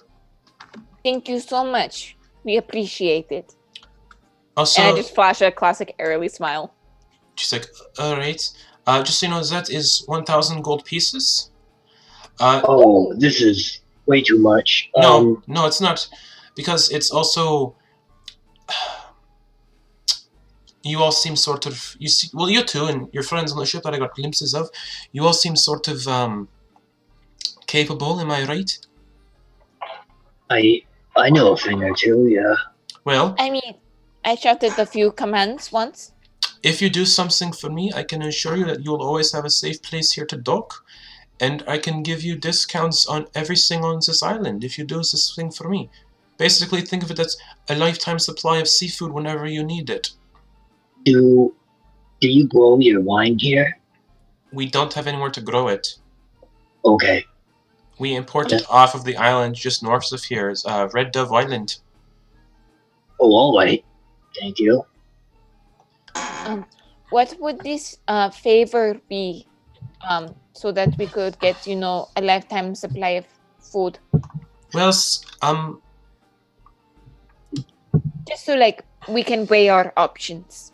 Well, so the reason I was trying to give you dried fish is because our fishing hasn't been as prosperous here. So we haven't had a lot of, fish come in. So unfortunately, me giving you those barrels, it might harm us a little bit in terms of our food supply, but that's okay if this problem can be sorted out. So the problem that we have is, so fishing hasn't been as prosperous for about a week. Actually, it's been about a few days actually. We had this big storm happen about 3 or 4 days ago, and when that was a big one. When that happened, the fishermen and sailors were telling stories of their fishing boats, not theirs, but other fishing boats being drawn to this strange island just off the coast and never returning.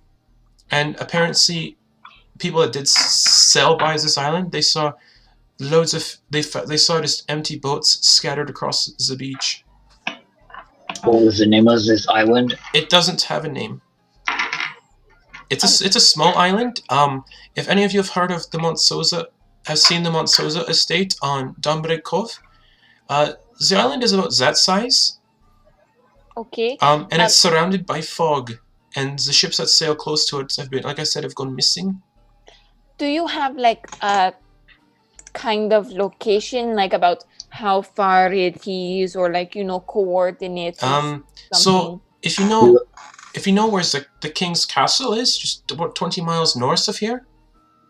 It's about 5 miles north of here on the way.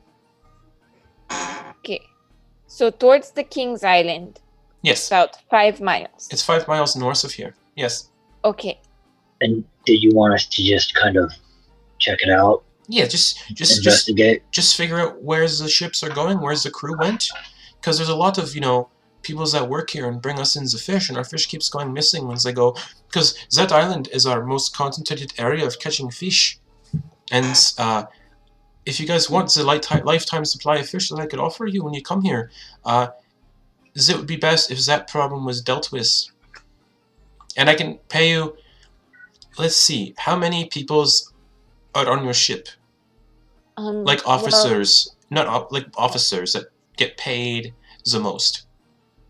Well, there's Ash, there's me, there's Noose, there's Mordecai, and then there's Maywin. So there's 5 of us. All right. If you do this for me, I will give each person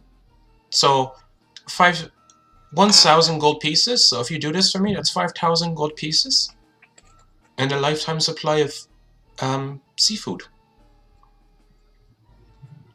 And again, this could be a safe haven for you if you need to dock here and get repairs. As well as everything on this island you want to buy will be half price. That is very generous of you.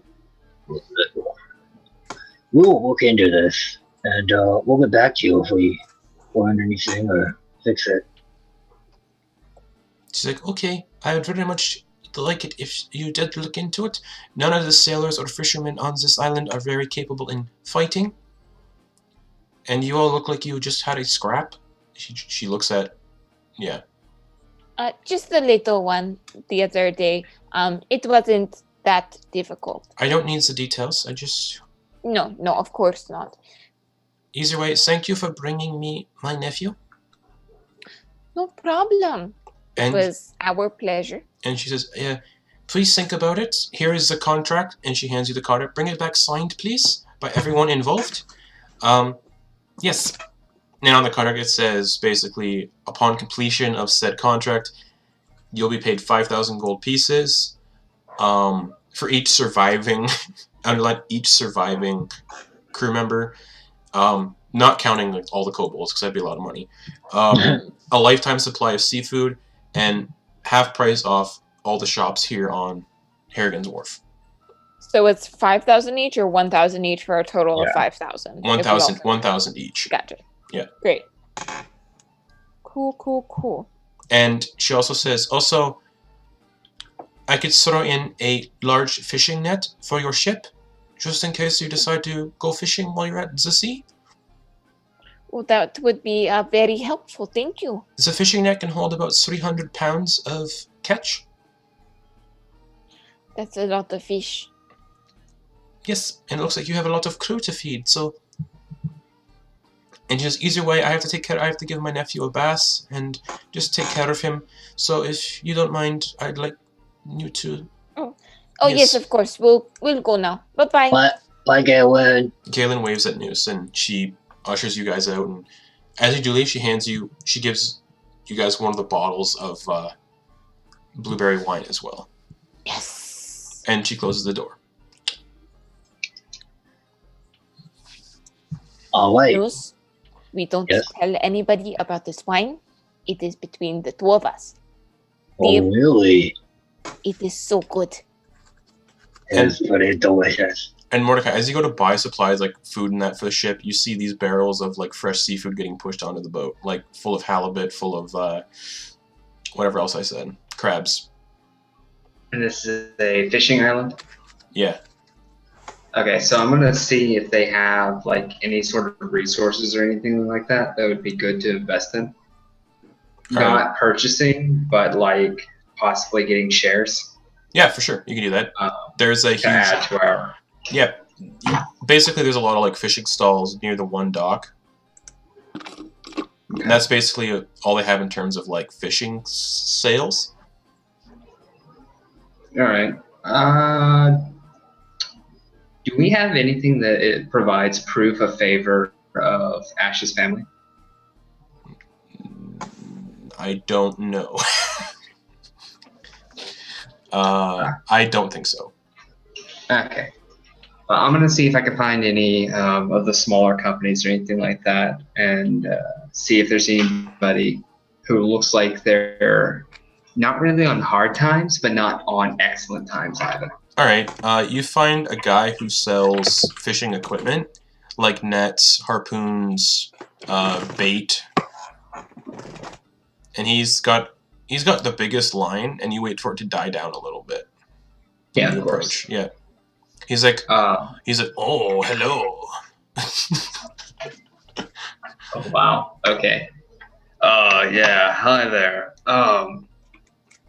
You seem to be doing pretty well for yourself. I wanted to possibly invest in the company just a bit. He seems a little curious. All right. It's nothing major, just a small-scale investment in exchange for you to pay it back eventually, possibly with a small amount of interest. But this can either be done in goods or information. I'm quite flexible. Persuasion check. Absolutely. Decent score. Okay, I rolled an 18. That's +2, so that's a flat 20. A flat 20. All right. He's like, oh, right. I think I could. What am I doing with these accents? He's like, I think we could arrange something. That sounds good. I'm currently in the business that money flow might be relatively good. So I will eventually be able to offer you higher amounts of, investment. But for right now, I have 500 gold. I'd like to invest in your company. He's like, all right, we could do that. Well, and like I said, over time we'll develop a little bit of interest, but not too much. I'm not cutthroat or anything. But yeah, any sort of goods or anything like that you want to provide to the to our ship anytime we're in town. Also, any sort of information you gain while selling us things, hints, clues, that sort of thing, also would definitely be appreciated. He nods and goes, all right, come back here in like a week, and I'm sure I can have some stuff ready for you. Fantastic. That's all I ask. My name, by the way, you probably want to know my name. I was about to start drafting up a contract. My name is Gromlin. Gromlin. What race is he? He's a dwarf. He's a dwarf? Yeah. The dwarf? Yeah, that sounds about right. No beard. He's got like a Dr. Robotnik mustache, and he's bald. Amazing. I am investing in the right man here. So yeah, he's just gonna like draft up a contract, including the details of what he just had. All right. No forgeries or anything like that involved. It's just a straight contract. He's All right. not much of a liar. Yep. All right. So going to put his name and then my name on it and like offer it out for him to sign. All right. So he writes his name. He signs it. Gromlin Stout Beard. Stout Beard. But he's got no beard. Oh God, he's a beardless dwarf. Yeah, he just got Dr. Robotnik mustache. Oh yeah, he still has a mustache, so he probably doesn't get made fun of too much by other dwarves. Anyway, yeah. So I'm gonna go sign, confirm that. He's like, all right, pleasure doing business with you. We will be back. Might be a little over a week. We're having a bunch of business that we have to take care of. But if fortune favors the bold on this, I will definitely be able to come back. All right. He sort of just laughs. I hope I'm not investing in pirates. They'd hang me for that. Actually, we're investing in you. Well, I hope I'm not. You're not there. I hope I'm not going into business with pirates. They'd hang me. Well, I mean, they'd only hang you if they're still around to do so. Not like with pirates or anything. You're good. He's like, all right, well, I'll see you in a while. Then I got work to do. Fantastic. Pleasure doing business with you. And he's gonna. And he goes back to carving like handmade fishing lures and stuff. Okay. All right. Then you make your way back to the ship. Also, 500 gold is probably a lot to give that guy, but it's fine. Yeah, I'll make. You can probably estimate that he probably makes a lot of money on this island. Okay. He sells really good equipment. All right. And that's all my gold. All right. Cool. Ash, what are you doing? I'm just hanging out on the ship, waiting for them to come back. Not really doing much. All right, Noose and Airly, do you guys head back to the ship to let Ash know about this contract? Yep. Yep. All right. So there you go. Ash, wait, what? Captain. What? Captain. Do you want to tell them or should I? You go ahead. Okay. So we talked to the mayor and we returned the boy to her. She was very nice. And she says that she is supplying us with 6 barrels of dried herring, 1 barrel of crabs, and 1 barrel of fresh halibut. All right. And then also we could have safe harbor and half of all supplies that we could buy here if we go to this foggy island and check out why all of the fishermen are dying there. Is there a time limit on that? I mean, she said we have to get this contract back to her tomorrow, but she didn't say when she needed it done. News hold up a sheet of paper. All right, because we're on a bit of a schedule here. Yep. It would also include 5,000 gold pieces. If all of the officers survive. Great. Here, let me take a look at it. I'll read through the contract. You read through it. It says basically go to the fog-covered island 5 miles north of here, see what the problem is, and then come back. All right. Fine. Do you have a pen? A quill? Anything? Malin hands you one. All right, I'll sign off on my part of it and hand it back and go, all right, fine, but we're not doing it now. Oh, Malin's like, well, I guess I have to sign it too. And he struggles to write it. He signs it in Draconic. Oh, cool. I guess I'll sign it. I'm just going to put a big X and then a scribble. All right. And Noose will sign as 2 stone in halfling. You're signing it as 2 stone. Okay. Mordecai, what are you doing? Well, she knows that he's 2 stone. Yeah. That's how he introduced himself. All right. Yeah, Mordecai, what are you doing right now? So I'm completely out of gold now, but are we leaving now? Do we have a set time for shore leave or anything like that? Well, Eclipse is still captive. Yeah, ideally living as soon as possible here. Which I guess Mordecai would be in a hurry to do whatever he's doing. So he is going to ask around and see if there's any. Might be a weird thing to ask, but see if there's any druids around here. No. Okay. He was going to see if he could get a weather forecast. Anyway, he's going to go ahead and head back to the ship. Then on his way back, he's going to go ahead and pull that letter from the captain now because I haven't read it yet. Sure. You pull it out, you break the seal, and you look at it. It looks like gibberish, like it might be some sort of cipher. Mm-hmm. And at the bottom is coordinates. Okay. So yeah, he just kind of keeps that in mind and puts it up because he's not going to deal with it right now. Okay. And you make your way back to the ship? Yeah, of course. Okay. And you get on the ship, do you sign the contract as well? Because I assume everyone hands you the contract too when you read it over. He does keep his contract to himself, though. Yeah. The one he just made with the Yep.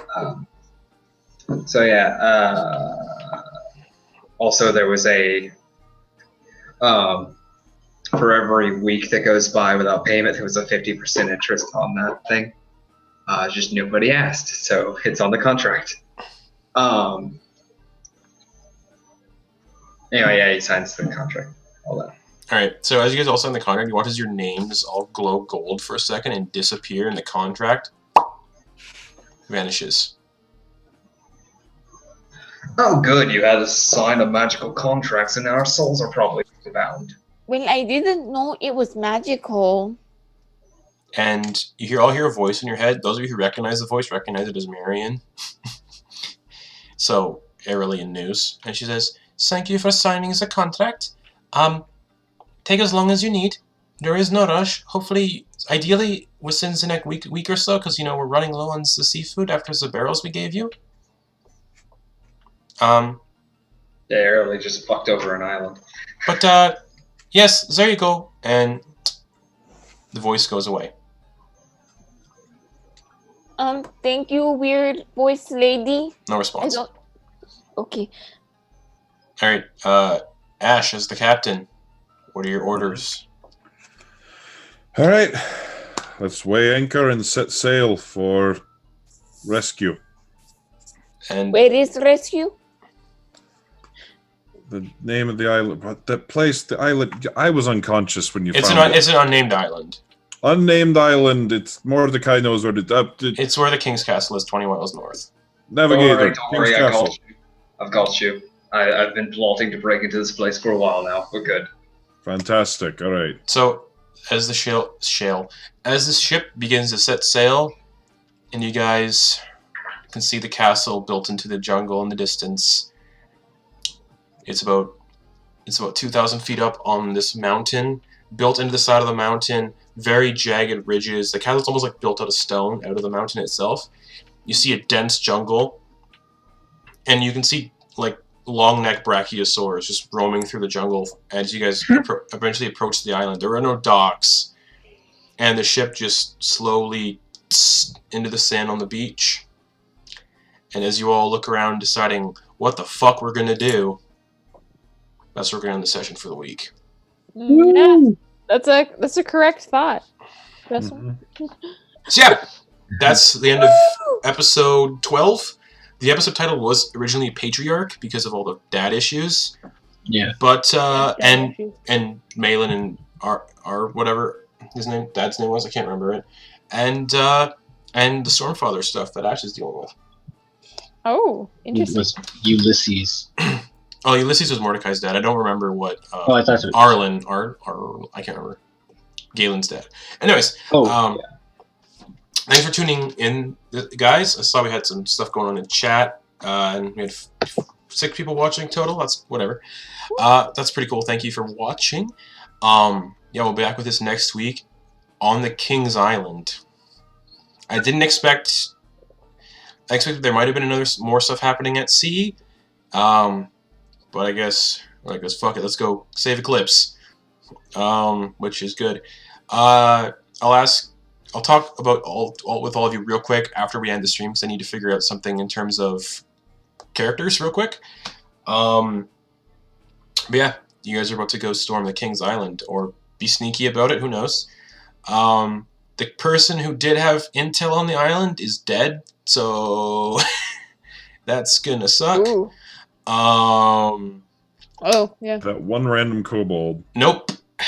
No, it was definitely Durza. Durza. Yeah, Durza. Definitely Durza. So The we're guy gonna. who exploded. Well, he was dead. He was dead when he got exploded. But he could have. Speaking of He could have been. exploded. He could have been revived when he was blown up. Anyways, Yeah, what's up? exactly. What's up? Speaking of exploded, we forgot to mention one small detail that you weren't here for. The king is not the king. Oh yeah. Me? Okay. Roman killed the king and put one of his men as the new king. Oh, Which is To, like, funny. to take I on- don't know what I was planning, but To take on the appearance of the king. Yeah. Okay. Durza would have had more information about that. Anyways. But But that's why Roman gunned for Durza. Anyways, thank you for watching, guys. We'll be back tomorrow at 7 p.m. Eastern Time with me and Garrett to play Grimshade Mountain. Pick it up in a combat encounter, so that's gonna be fun. That's tomorrow at 7 p.m. Eastern Time. And then you'll see my and Sam's beautiful faces again, 1 p.m. Eastern Time on Sunday for the second episode of Soldiers of the Lich Queen, where I play probably the best character I've ever made. The Triton Artificer Hannibal. I guess if anybody has any closing thoughts, we're gonna get going. Nope, cool beans. Oh, I have work next week, so I don't know if I'll make it. I don't know how long it'll be, but we're in tech for a show. okay. So I don't. We'll try not to kill Airly. But yeah, on the bright side, if we kill Airly and they save Eclipse, you're all good. Yeah, I'm off the hook. Yeah. But yeah, as always, I'm glad Sam got to say this on Sunday because it made me feel so much better about this. As always, we wave goodbye to our webcams. Good night. Bye, everyone. Bye-bye. And remember to check out our Patreon because for $1 a month you can join our text-based RPG I'm starting up, and you could fuck with these people. Especially now that the Pirate War is starting and the tides move. You could vote on who becomes the Pirate King or Queen. which the Ooh. party still doesn't know about that. Yay! Yeah, that's right. That's right. Also, $10 tier, you get free dungeons and adventures I'm releasing on the DM's Guild. So do that. All right, bye, everyone. Bye. That was such a long way.